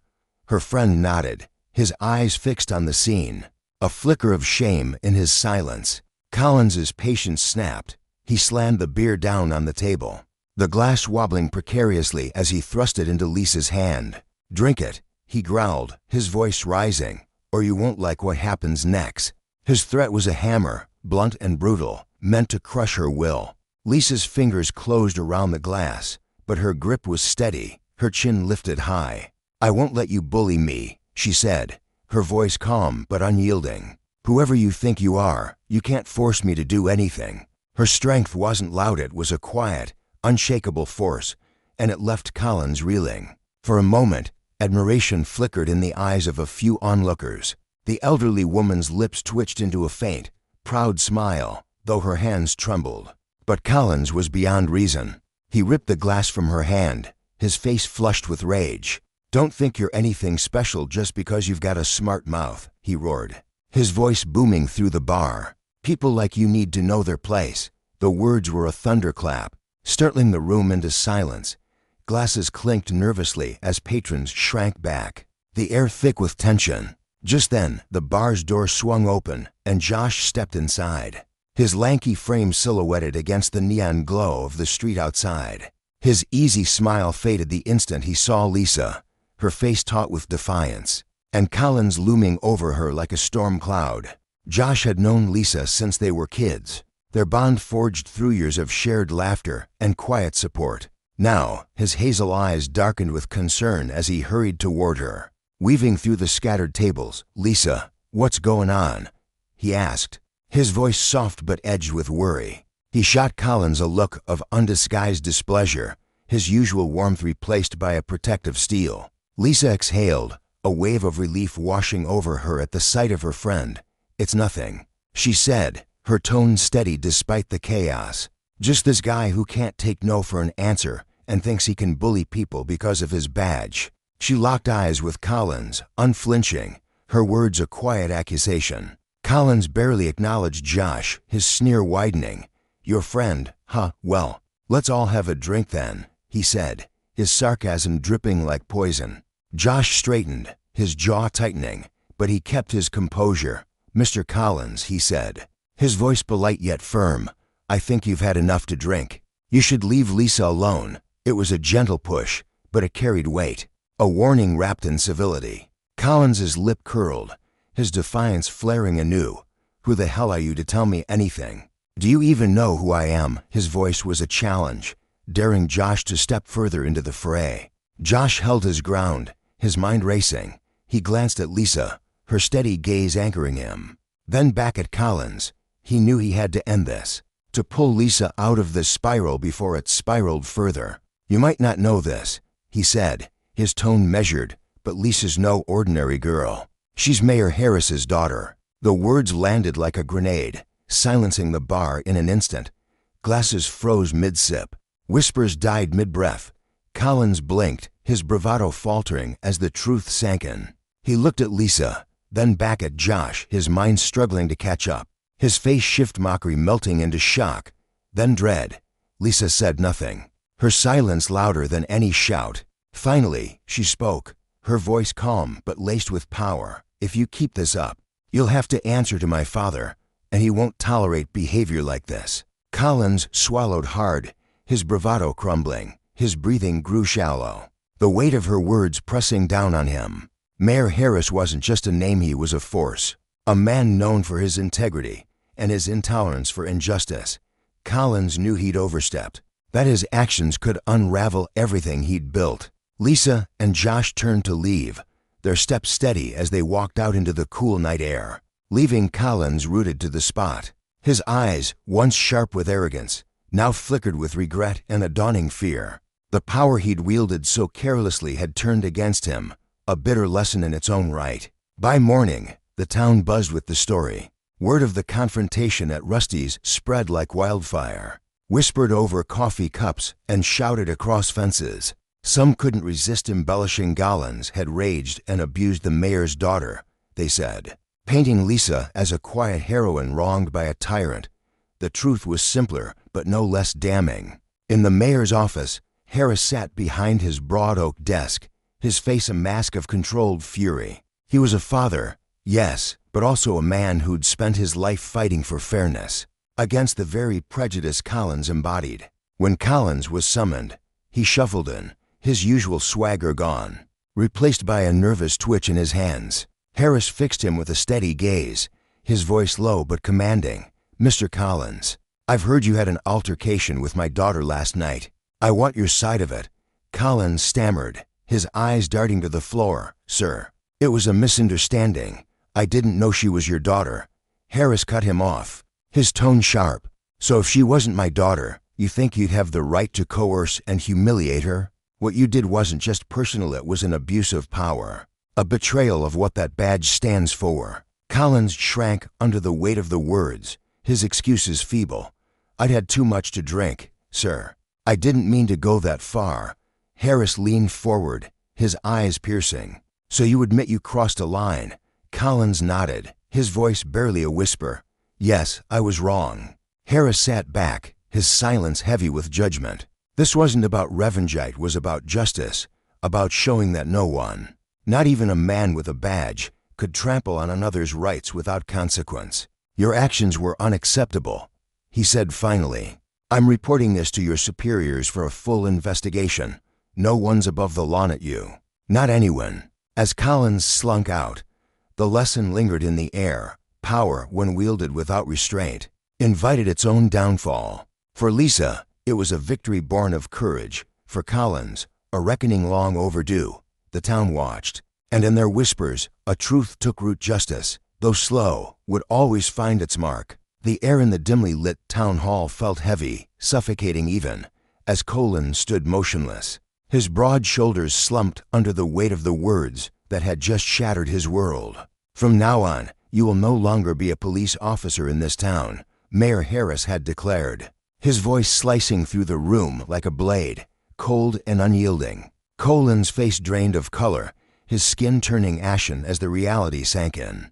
Suspension was one thing, but this was the end.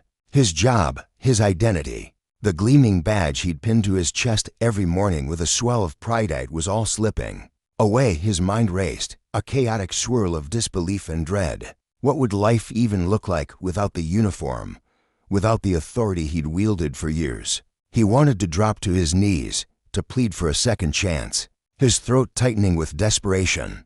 But one glance at the mayor's steely gaze, those dark eyes burning with resolve, stopped him cold.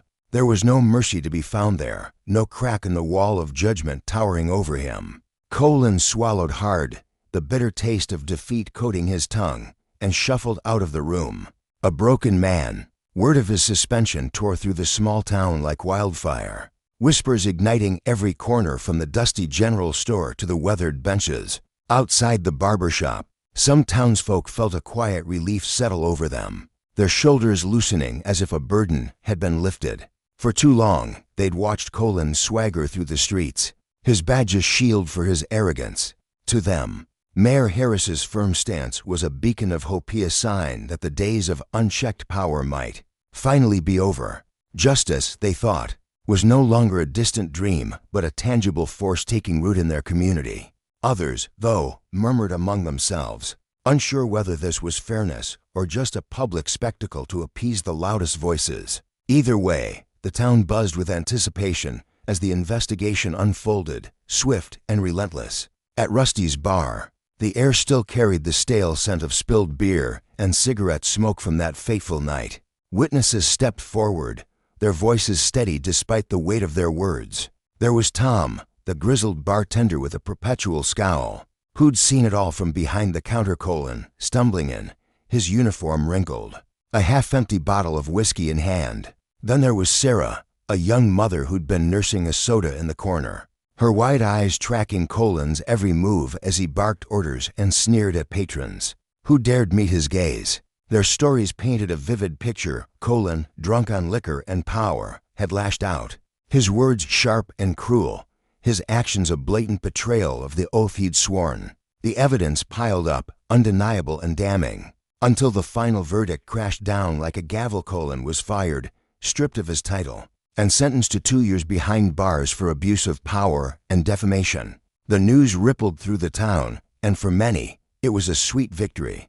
They gathered in small clusters, smiles breaking through their weathered faces, whispering that justice had finally tipped the scales. For Lisa, the mayor's daughter, the outcome was more than just a legal win, it was personal. Standing on the porch of their modest home, she watched the sun dip below the horizon, casting a golden glow over the quiet streets. Relief washed over her, softening the knot of worry that had tightened in her chest for weeks. Her father had done the right thing just for her, not just because she'd begged him to listen to the townsfolk's cries, but for everyone. She'd seen the exhaustion etched into his face after late nights poring over reports, the way his hands trembled slightly as he signed the orders that would end Collins' reign. Yet through it all, he'd held firm to the principles he'd instilled in her since she was a child, fairness, respect, equality, no matter who you were. Now, as she replayed the events in her mind, Lisa felt a surge of pride swell within her, a newfound strength blooming in her heart. This wasn't just Colin's reckoning, it was a lesson carved into the town's soul, a warning that power, when twisted, would meet its match in justice. The fallout reached beyond Colin, threading its way into the lives of those who'd stood by and watched. Take old man Jenkins, the Barfly who'd laughed off Colin's antics that night at Rusty's, his gravelly chuckles echoing over the clink of glasses. Now, he sat quieter at his usual stool, his roomy eyes darting nervously whenever the door swung open. He'd thought Colin untouchable, a man above consequence until he wasn't. Then there was Mrs. Carter, the school teacher who'd once praised Colin's firm hand in keeping order. She stood in her classroom now, staring out at the rows of young faces, wondering how to explain that the law wasn't a weapon to wield, but a shield to protect. The town itself seemed to shift, its heartbeat quickening with a mix of fear and hope, as if waking from a long, uneasy slumber. Meanwhile, on the other side of the country, a different scene unfolded on that would echo the same truths in a brighter spotlight. The Los Angeles sun blazed overhead as Snoop Dogg stepped into the upscale restaurant, his signature hoodie draped over his frame, sunglasses glinting with every move. Fresh off a grueling day of charity work, he'd craved a moment of peace, a chance to savor a meal and let the tension melt away. The room hummed with the clatter of silverware and murmured conversations, heads turning as diners recognized the legend in their midst. Some offered warm nods, their eyes crinkling with admiration. But not everyone welcomed him. Mandy, a young waitress with sharp features and a sharper tongue, stood behind the counter, her lips curling into a sneer as he walked in. "What's he doing here?" she muttered under her breath, her thoughts a tangle of disdain. To her, Snoop didn't belong in this polished space, not among the right kind of people. Her prejudice clung to her like a second skin, and she made no effort to hide it. When Snoop settled at his table, Mandy approached, her steps clipped and reluctant. "Hello, I'd like the special and a lemonade," he said, his voice smooth and easy, a faint smile tugging at his lips. He didn't catch the chill in her stare, the way her pen scratched his order with barely concealed irritation. "Okay," she snapped, spinning on her heel and disappearing into the kitchen. Time dragged on 20 minutes, then more while Snoop sat patiently, his fingers tapping a soft rhythm on the table. Around him, plates clinked and laughter spilled from other tables, the service swift and attentive. But not for him. When Mandy finally returned, she slid a plate in front of him, the food a jumbled mess of something he hadn't ordered. "Sorry, but this isn't what I asked for," he said, his tone steady, unruffled. Mandy's eyes narrowed, cold and defiant. "Take it, it's close enough," she shot back, her voice dripping with dismissal. Nearby diners shifted uncomfortably, their whispers rising like a tide. "Is that Snoop Dogg? Was she treating him like that?" Snoop leaned back, his calm unshaken, though a flicker of disappointment passed behind his shades. "I'd like to speak to the manager," he said evenly, his words a quiet demand. Mandy smirked, crossing her arms tight across her chest. "Manager? For what? Who do you think you are, some big shot?" Her sarcasm hung heavy in the air, but Snoop didn't bite. He just waited, his silence louder than any retort. Instead of fetching help, Mandy stormed off, her heels clicking against the tile. Moments later, she returned, her face flushed with fury. "If you don't like it, get out," she shouted, her voice cutting through the restaurant's hush. "Don't waste my time, or I'll call someone to handle you." The room froze, all eyes on Snoop, who sat tall, unflinching, as if measuring the depth of her hostility. Mandy didn't hesitate. She yanked out her phone and dialed her brother Jake, a cop with a temper as short as her own. "Jake, get over her, other's a troublemaker stirring up my shift," she hissed, her words venomous. 10 minutes later, Jake burst through the door, his uniform crisp, his stride heavy with purpose. He zeroed in on Snoop, suspicion clouding his broad face. "Stand up, you causing problems," he barked, his hand hovering near his holster. "I just wanted my meal, nothing more," Snoop replied, his voice a low, steady hum. But Jake wasn't hearing it. With a scowl, he drew his gun, resting his fingers on the grip. Out no. Last warning. Gasps rippled through the crowd. Phones flashing as diners recorded the absurdity unfolding before them. That's Snoop Dogg. Someone muttered, "This is insane." Snoop rose slowly, hands raised, his presence commanding despite the tension. "I'll go," he said, his tone laced with a quiet power, "but every problem's got a fix."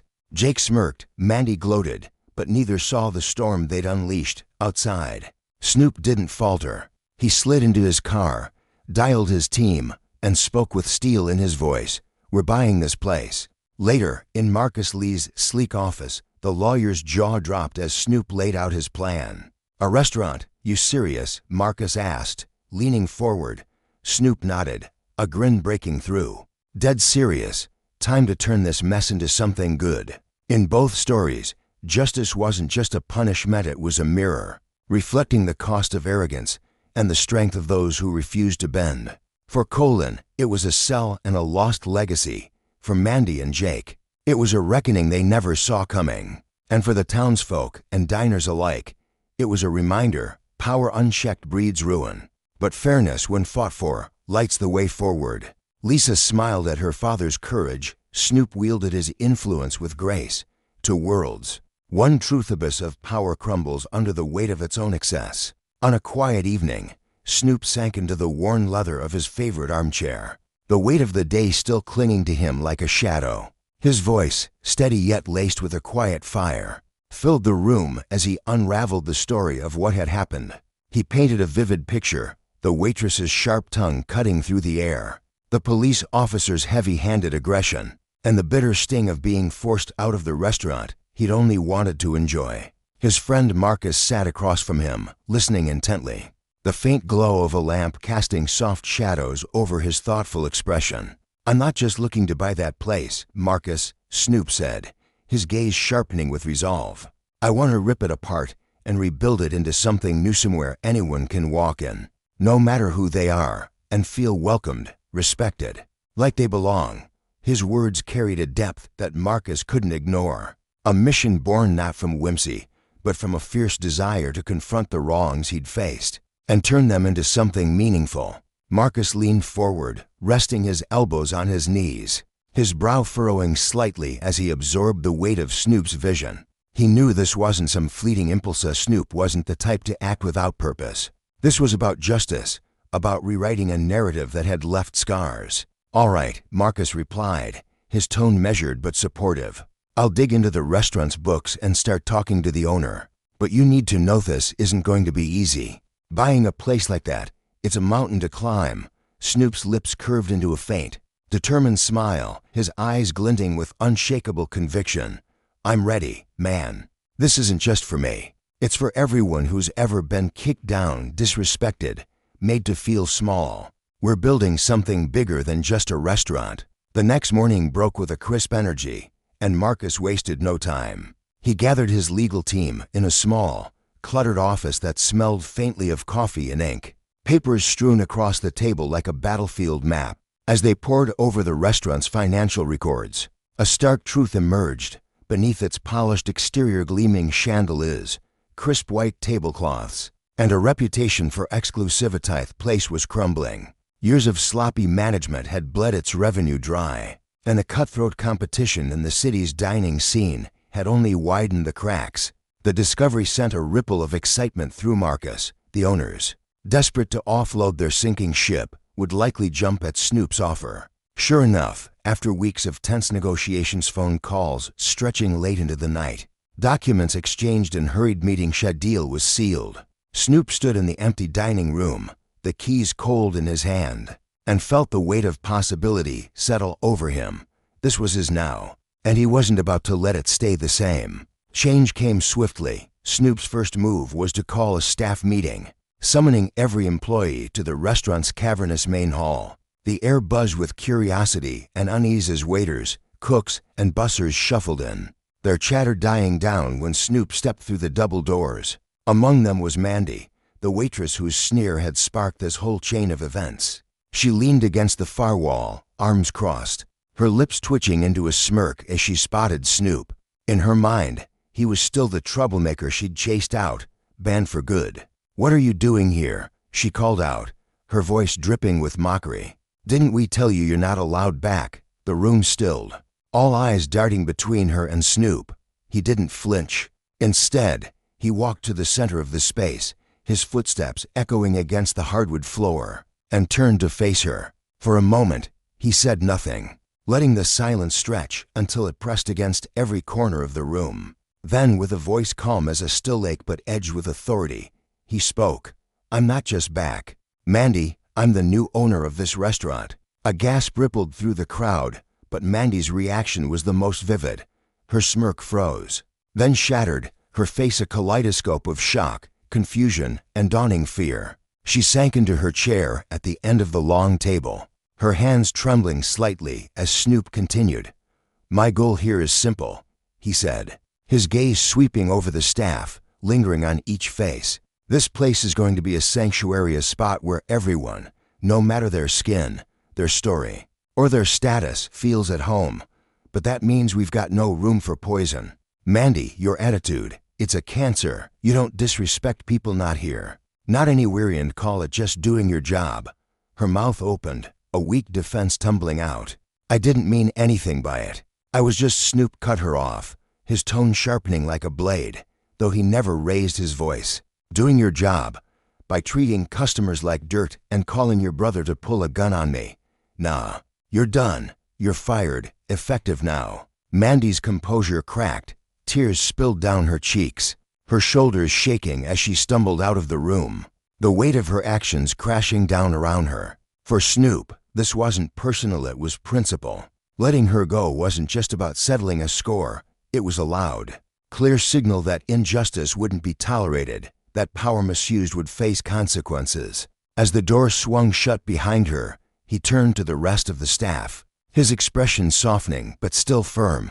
"We're starting fresh. This isn't just a restaurant anymore, it's a movement." With the air cleared, Snoop threw himself into transforming the place.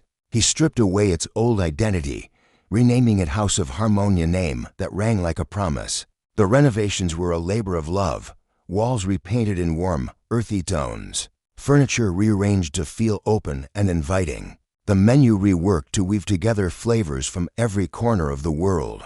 He poured resources into training his new team, drilling into them the importance of respect, inclusion, and service that didn't just meet expectations, but lifted spirits. The grand reopening came a week later, a blaze of light and sound that drew crowds from across the city. Media vans lined the street, cameras flashing as Snoop stood on a makeshift stage, his voice carrying over the hum of excitement. "This isn't just a spot to grab a meal," he told the sea of Fascist fans, locals, curious onlookers. "It's a stand against what's wrong, a push for what's right. We're building something real here." The applause was deafening, and by the end of the night, House of Harmony was already more than a restaurant, it was a beacon. Word spread fast. Within days, the place was packed, tables filled with people drawn not just by the food plates, piled high with soul-warming dishes, but by the story behind it. Snoop was there often, weaving through the dining room, his laughter mingling with the clink of glasses as he swapped stories with guests. One busy weekend, a family from Texas approached him, their eyes bright with admiration. "We drove 3 hours to get here," the father said, gripping Snoop's hand. "What you've done, it's incredible. This place feels like hope." Snoop's smile was wide and genuine, his voice warm with gratitude. "It's not just me, man, it's this team. It's all of you showing up. I just want to make sure nobody else has to feel what I felt that day." But the ripples of Snoop's stand didn't stop at the restaurant's walls. Across town, Jack, the officer who'd once aimed a gun at Snoop, in a flash of unchecked arrogance found himself sinking. The incident had sparked an internal investigation, and the findings were damning: abuse of power, a violation so blatant it couldn't be ignored. The media pounced, headlines screaming outrage as protests swelled, voices demanding accountability. Jake, once swaggering with the confidence of a man propped up by connections and a badge, was stripped of both. Fired from the force, facing charges that promised to haunt him, he sat alone in his dim apartment, the silence pressing in. He'd thought himself untouchable, but Snoop's defiance had cracked that illusion wide open. A lesson in the fragility of power wielded without care. Mandy's story took a quieter turn. After her firing, she drifted from job interview to job interview, her name now a whisper tied to accusations of prejudice and unprofessionalism. No one wanted the risk. One gray afternoon, she found herself standing outside House of Harmony, the chatter and warmth spilling from its doors a stark contrast to the cold knot in her chest. She wasn't there for work. She knew that door was closed, but for something else, stealing herself. She stepped inside, her eyes finding Snoop as he coached a new server with patient encouragement. "Mr. Dog," she said, her voice a fragile thread, "I want to apologize." He turned, his face unreadable but free of malice. "I don't carry grudges, Mandy," he replied evenly. "But what you did, it didn't just hit me. It's changed your life too. I hope you see that and figure out how to grow from it." She nodded, tears brimming as she slipped back into the day, knowing forgiveness wasn't owed but growth was hers to chase. House of Harmony blossomed into more than a business. It became a heartbeat of change. Snoop hired from the Morganspeople who'd faced rejection, hardship, discrimination, gave them not just jobs but futures, training them with care and watching them thrive. The media couldn't get enough. A New York Times piece called it a revolution disguised as a restaurant, a symbol of resilience and unity. At a press conference months later, Snoop stood tall. The room hushed as he spoke. "I walked in here once and got disrespect, threats, a gun in my face. I could have fought back with fists or hate, but I chose this instead, a place that says we're better than that. It's not just my win, it's ours." The crowd erupted, activists and artists among them, their cheers a testament to a truth Snoop had carved out. Justice isn't just punishment, it's building something brighter from the ashes of what's broken. In the heart of a bustling city, the air thick with the sense of sizzling food and the hum of lively chatter, a modest eatery named House of Harmony stood as a beacon of transformation. Its owner, a man known as Snoop, had turned this little restaurant into something far greater than a place to grab a meal. It had become a living testament to resilience and hope. Years ago, Snoop had faced the sting of prejudice head-on, the kind that gnaws at your spirit and threatens to break you. But instead of letting it consume him, he channeled that pain into something extraordinary. With every dish served, every smile exchanged between his diverse staff, House of Harmony grew into a symbol of what could be achieved when someone refuses to bow to injustice. The ripple effect was undeniable. Her restaurants in the city began to take notice, their owners peering through their own windows at the crowds flocking to Snoop's place. Slowly but surely, they started to weave policies of diversity and inclusion into their own workplaces, inspired by the quiet revolution Snoop had sparked. But Snoop's vision stretched far beyond the walls of his restaurant. His heart ached for those who, like him, had felt the cold grip of discrimination tighten around their dreams. So he poured his energy into creating the Harmony Fund, a charity born from his own scars. It was a lifeline for victims of unfair treatment, offering them not just money, but a chance to reclaim what had been stolen from them: dignity, opportunity, a future. Snoop would often sit in the back of his restaurant, the clatter of plates and laughter filling the air, and think about the lives he'd touched. Each story of someone standing taller because of his work fueled him, a quiet fire burning in his chest. House of Harmony wasn't just a business, it was a story etched in sweat and soul, a reminder to anyone who walked through its doors that respect, fairness, and kindness could triumph over cruelty. One evening, as the sun dipped below the horizon, casting a golden glow over the city, Snoop stood outside his restaurant. His eyes traced the stream of people stepping inside, to families, friends, strangers united by the warmth of the place he'd built. A slow, proud smile spread across his face. He knew this legacy, born from turning pain into power, would echo through time. A lesson in justice the world couldn't ignore. Miles away, in a different corner of the city, another story unfolded on that would test the very meaning of justice and leave a wound that refused to heal. Breonna Taylor, a young woman with a spirit as bright as the lives she saved, stepped into her small apartment late one night. The hardwood floors creaked softly under her tired feet, a familiar sound that always welcomed her home after a long shift as an EMT. She kicked off her scuffed white sneakers, the ones that had carried her through countless emergencies, and sank into the worn gray sofa with a sigh of relief. Her job was exhausting, grueling hours, endless calls. The weight of life and death pressing on her shoulders, but she loved it. Every time she stabilized a patient, every time she saw gratitude in someone's eyes, it lit a spark inside her. She felt her purpose through her veins. At the table nearby, her boyfriend Kenneth Walker was setting out glasses, his hands moving with the easy rhythm of routine. They'd planned a simple dinner, a quiet ritual that anchored them after the chaos of their days. "You're back, how was it?" Kenneth asked, his voice warm, his smile a soft curve that made her feel seen. Brianna let out a tired breath, but her lips tilted upward. "Busy. One crisis after another, shuttling patients all day. But I'm good. You?" Kenneth shrugged, crossing the room to plant a gentle kiss on her forehead. "Nothing exciting, just counting the minutes till you walked through that door." Their eyes met, a shared glow of affection passing between them. They'd weathered storms together, leaned on each other through the hardest days, and their love had only deepened with time. Brianna dreamed of a bigger home one day, a place where they could build a family. But for now, this little apartment and Kenneth's steady presence were enough. Meanwhile, across town, a starkly different scene was taking shape. In a cramped conference room at the Louisville police station, the air was thick with tension and the faint buzz of fluorescent lights. A group of officers huddled around a table littered with papers and coffee cups, their faces set in grim determination. "Target's apartment number for on Springfield Drive," a commanding voice cut through the murmur, sharp and unwavering. "We've got intel it's a drug stash tied to Jamarcus Glover."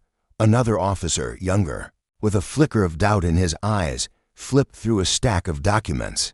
"Is she connected to him, the woman who lives there?" The first officer's jaw tightened. "Unclear. But we've got a no-knock warrant. We can't risk them flushing evidence."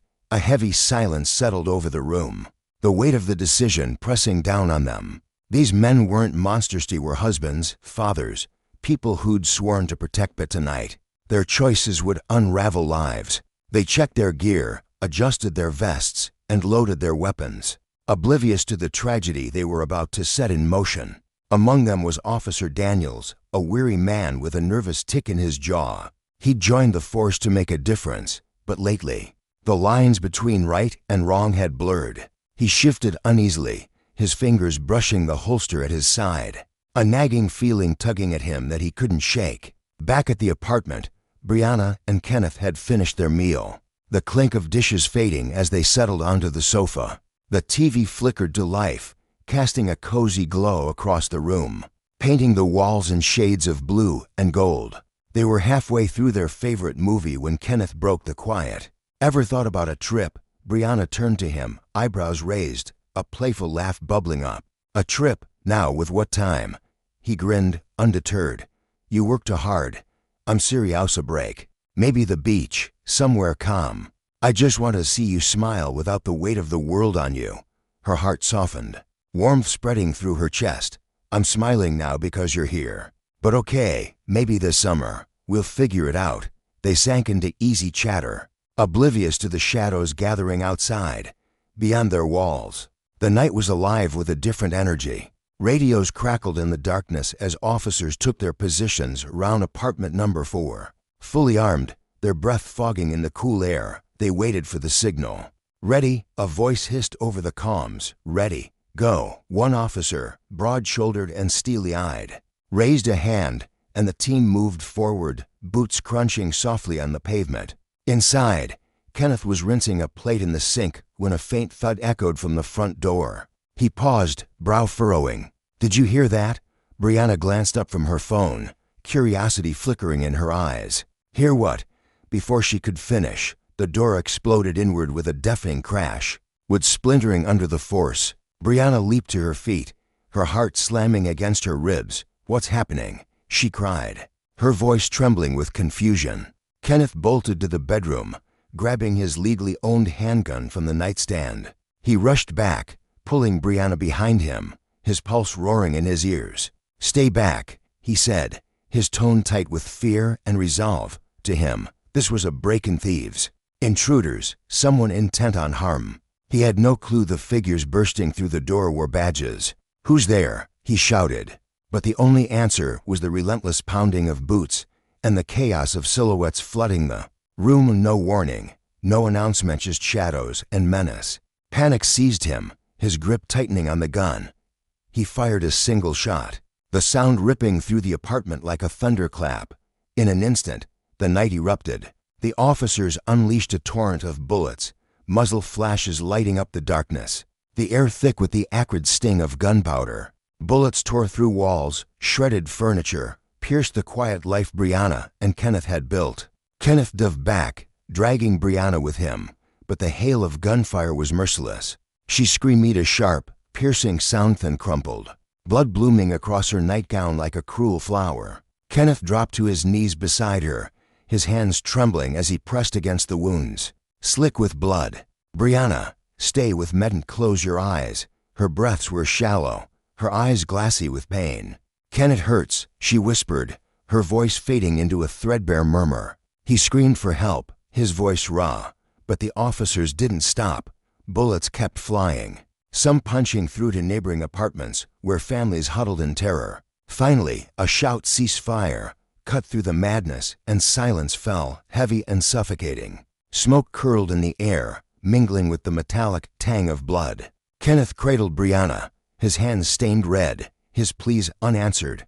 Look at me, please, he begged, searching for a pulse that wasn't there. His world shattered as the officers closed in, one kicking his gun aside, another wrenching his arms behind him.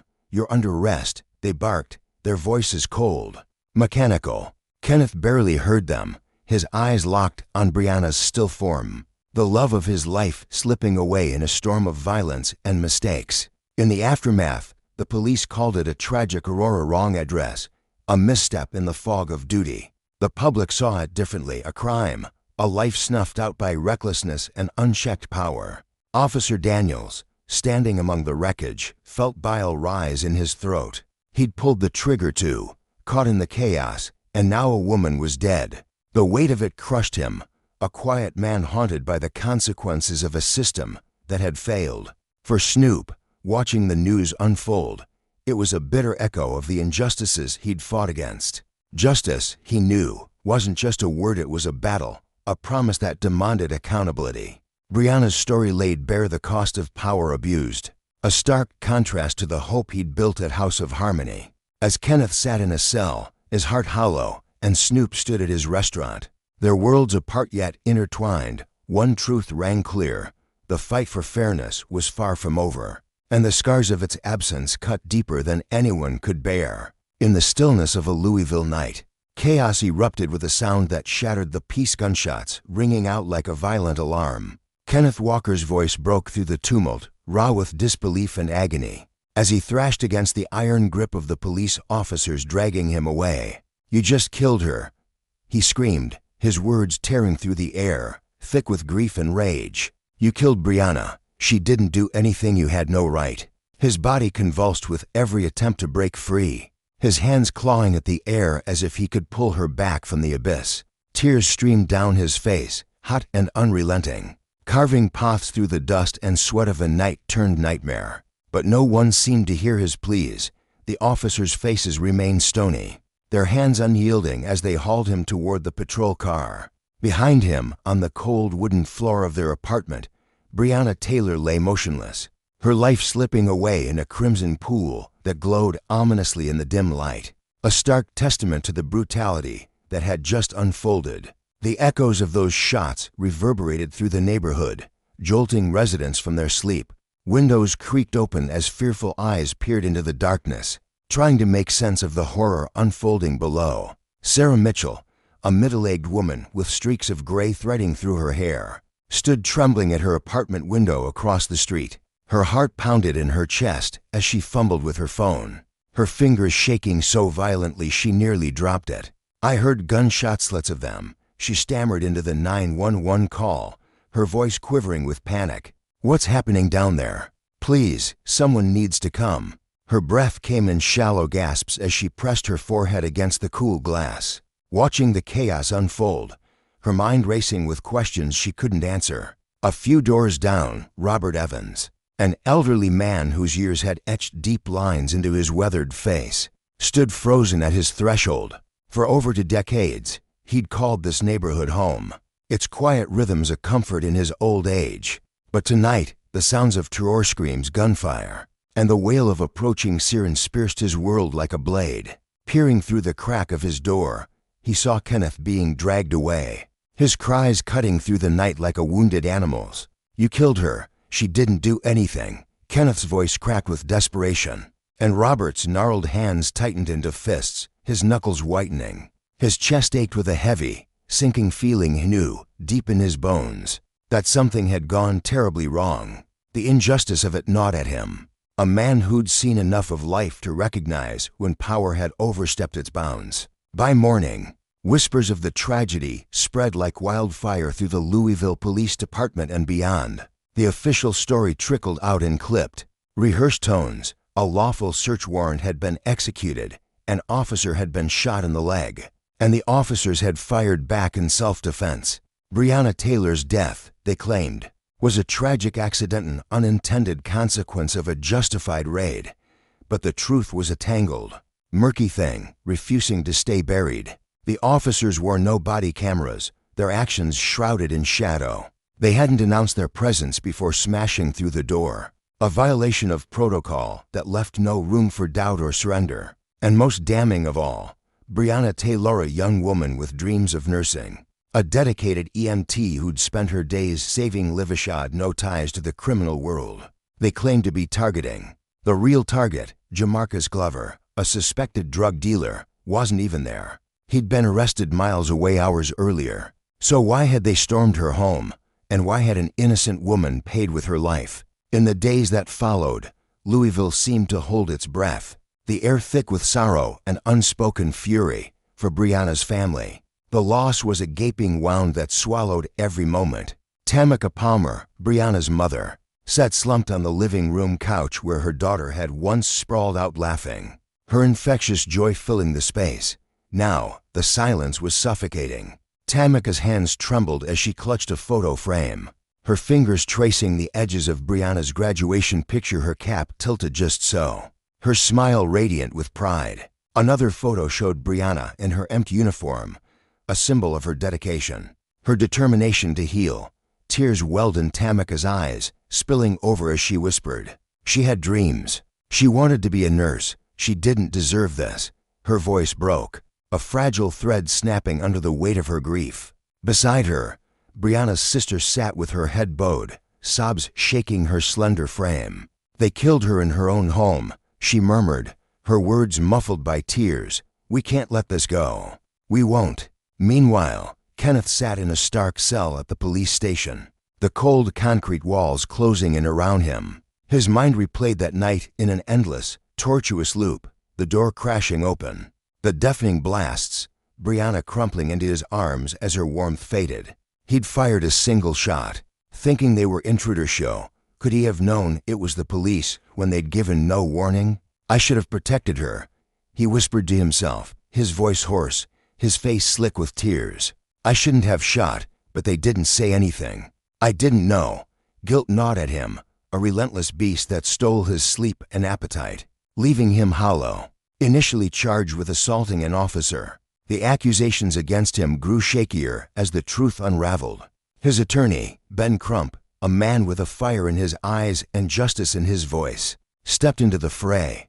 "We're going to set this right," he declared to a swarm of reporters, his tone unwavering. Kenneth was defending himself and Breonna. He did nothing wrong. This tragedy is on the police. They abused their power, and an innocent woman paid the price. As the press and lawyers dug deeper, cracks splintered through the police's narrative. They'd claimed to knock and announce themselves, but Sarah Mitchell's testimony painted a different picture. "I didn't hear anyone say they were police," she told a reporter, her voice steady despite the fear still lingering in her eyes. "There was just banging, loud, frantic banging, and then the gunshots started. They stormed in like they owned the place." Her words carried the weight of a witness who'd seen too much, a woman whose quiet life had been upended by the violence across the street. The absence of body camera footage only deepened the suspicion without it. The officer's story was a flimsy house of cards, impossible to prove or disprove. Then came the revelation about the warrant. It targeted Jamarcus Glover. But he hadn't lived there in months. The raid on Brianna's apartment was a mistake, a reckless misuse of authority that ended in bloodshed. Brianna's story ignited a firestorm online. Photos of her smiling in her EMP gear, radiant at her graduation, flooded social media, each one paired with a cry for justice. A post from her close friend went viral. Its words raw and piercing. Brianna Taylor was an incredible woman. She saved lives every day as an EMT, dreaming of a future where she could do even more. She didn't deserve to be gunned down in her own home. We need answers. We need justice. Millions shared it, their outrage amplifying her name until it became a rallying cry. In Louisville, Tamika Palmer refused to let her daughter's death fade into silence. Flanked by Ben Crump and a team of determined attorneys, she faced the cameras at a press conference, her voice trembling but resolute. "Why did my daughter have to die? Who's responsible? I won't rest until justice is served." Crump stood beside her, his presence a pillar of strength. "This isn't just another tragedy to sweep under the rug," he said, his eyes blazing. "Brianna was innocent. Those who abused their power will face the consequences." The family announced a civil lawsuit against the Louisville Police Department, a bold move to hold them accountable not just for Brianna's death, but for the systemic failures that allowed it to happen. The police countered with a press conference of their own, their chief, Steve Conrad, delivering a measured defense. "This was a legal raid, and our officers acted in self-defense after being fired upon," he said. His tone clipped. "It's an unfortunate situation, but we're committed to our duty." The words rang hollow to a public already seething with distrust. "Unfortunate," a protester bellowed at a march downtown, his voice rising above the crowd. "You destroyed a family. You took a young woman's future, and you dare call it unfortunate." The streets filled with marchers, their signs bold and unyielding. "Say her name, Brianna Taylor." "No justice, no peace." The movement swelled beyond Louisville, rippling across the country as people demanded not just justice for Brianna, but an end to the unchecked power that had claimed her life. The lesson was clear. Justice isn't a given, it's a fight. When those entrusted with authority wield it carelessly, the consequences are devastating, leaving families shattered and communities scarred. Brianna's death laid bare the cost of power unchecked, a stark reminder that accountability must follow, or the cycle of pain will never end. The air hung heavy with tension that fateful night in Louisville, a city that would soon be thrust into the national spotlight. Three officers, Jonathan Mattingly, Brett Henderson, and Miles Cosgrove, stormed into Brianna Taylor's apartment, their boots pounding against the floorboards like the drumbeat of an impending storm. None of them wore body cameras, a glaring breach of the Louisville Police Department's rules, an omission that would later fuel outrage and disbelief. The absence of those small devices, meant to capture truth in moments of chaos, left a void that swallowed explanations and bred suspicion. As the raid unfolded in a blur of shouts and gunfire, the consequences rippled outward, touching lives far beyond that modest apartment. When the case landed in court, it wasn't just a local matter, it became a spectacle that gripped the entire nation. Brianna's family, reeling from grief yet steeled with resolve, assembled a formidable legal team.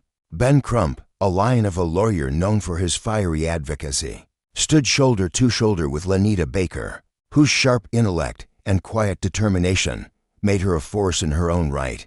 Together, they vowed to unearth the truth and hold the system accountable. Every courtroom appearance felt like a battle, each argument a plea not just for Brianna, but for every soul who'd ever felt the sting of injustice. The family clung to one another, their eyes red from sleepless nights, their hearts aching with a loss that words could barely contain. At the trial, a figure emerged from the shadows of that horrific night, Kenneth Walker, Brianna's lover, a man forever altered by what he'd witnessed. Stepping into the public eye for the first time, he was a portrait of vulnerability. His hands trembled as if the weight of memory was too much to bear. His voice quivered like a fragile thread stretched to its limit. The courtroom grew still as he spoke, his words painting a vivid picture of terror. "I thought we were being robbed," he said, his eyes darting as though still searching for the intruders in the dark. No one announced they were police. The door crashed open, splintering like it was nothing, and all I could think was that I had to protect Brianna, protect us. His breath hitched. and he pressed a fist to his mouth, fighting to steady himself. I didn't know he couldn't have known they'd take her from me. Tears carved glistening paths down his cheeks as he turned to Brianna's family, their faces a mirror of his own sorrow. "I'm so sorry," he choked out, his voice breaking under the weight of guilt and helplessness. "I tried to save her. I'd have given anything to save her." Brianna's legal team seized on the officer's actions, dissecting every moment of that chaotic raid with surgical precision. Ben Crump's voice boomed through the courtroom, a thunderclap of righteous anger. "This wasn't just a misstep, a slip-up you shrug off," he declared, his eyes blazing with conviction. "This was a blatant disregard for a black woman's life, a choice to treat her as expendable." He paced before the jury, his words heavy with the lessons of history, urging them to see the deeper truth. Power unchecked breeds tragedy. Lenita Baker, meanwhile, wove a quieter but no less devastating case, her calm demeanor belying the fury in her arguments. She pointed to the missing body cameras, the unannounced entry, the reckless gunfire, reach a thread in a tapestry of negligence that unraveled any claim of innocence. Brett Henderson, one of the officers, found himself in the crosshairs of justice, though the punishment hardly matched the crime. Charged with reckless conduct, he'd unleashed a hail of bullets into Brianna's home, his aim wild and careless. The rounds tore through walls, shattering the quiet of a neighboring apartment where a young mother clutched her child, her heart pounding as plaster dust clouded the air. She'd later recount how she'd dropped to the floor, whispering prayers between ragged breaths, convinced death had come knocking. Yet Henderson's two comrades, Mattingly and Cosgrove, walked away unscathed by murder charged, a decision that landed like a punch to the gut. For Brianna's family, their anger simmered, a quiet fire stoked by the bitter realization that the system they'd trusted to deliver justice had faltered once again. Out in the streets, the protest community erupted, their chants echoing through Louisville's concrete canyons, a chorus of defiance against a world that too often turned a blind eye. Even as the criminal trial dragged on, Louisville's authorities scrambled to stem the bleeding. They struck a civil settlement with Brianna's family, a staggering $12 million, the largest sum ever paid in a Kentucky police brutality case. But it was more than money. It was a promise etched in incriforms to dismantle the machinery of abuse. No more unannounced warrants sneaking through the night like thieves. Body cameras would become non-negotiable, their lenses a safeguard against lies. Training would dig deeper, rooting out the racial biases that festered in the shadows, while accountability would rise like a phoenix from the ashes of apathy. At a press conference, Tama Palmer, a family friend with a voice steady as stone, spoke for them all. "This won't bring Brianna back," she said, her gaze piercing the crowd. "But I pray it stops another family from standing where we are, drowning in this pain." Brianna's legacy deserves to be a shield, not just a scar. The city began to shift under the weight of her story. Murals of Brianna bloomed on weathered walls, her face rendered in bold strokes of color, eyes that seemed to watch over Louisville, and later, New York, where strangers paused to whisper her name. Marches snaked through the streets, footsteps pounding a rhythm of resistance, a refusal to let her fade into silence. Her name wove itself into the fabric of a movement spoken in hushed reverence during political speeches, sung in the aching notes of protest songs, captured in grainy documentary footage that flickered across screens nationwide. To young women of color, she became a beacon, her life a testament to their worth. They saw themselves in her, a woman who'd loved fiercely, who'd dreamed quietly, who deserved so much more than the fate dealt her. In the quieter corners of Louisville, the ripples of her death touched lives unnoticed by the headlines. A rookie cop, barely a year on the force, sat in a dimly lit break room, replaying the raid in his mind. He'd known Henderson casual-ish at a coffee once, swapped stories about their beats. Now he wondered what he'd have done in that moment, the weight of his badge suddenly heavier. Across town, a school teacher adjusted her lesson plan, weaving Brianna's story into a discussion on justice, her students' wide eyes reflecting a dawning awareness of the world's flaws. Each small act, each whispered conversation, built on the foundation of Brianna's sacrifice. Her story was a wound, raw and unhealed, but it was also a spark. It lit a fire that burned through complacency, exposing the cost of power wielded without care. Justice, it taught, isn't a gift bestowed, it's a garden cultivated through vigilance, watered with the courage to confront what's broken. Breonna Taylor's name became a rallying cry, a reminder that every life lost to arrogance or neglect carries a debt that society must repay. And as the reforms took root, as the marches pressed on, her presence lingered an indelible mark on a world still learning to listen.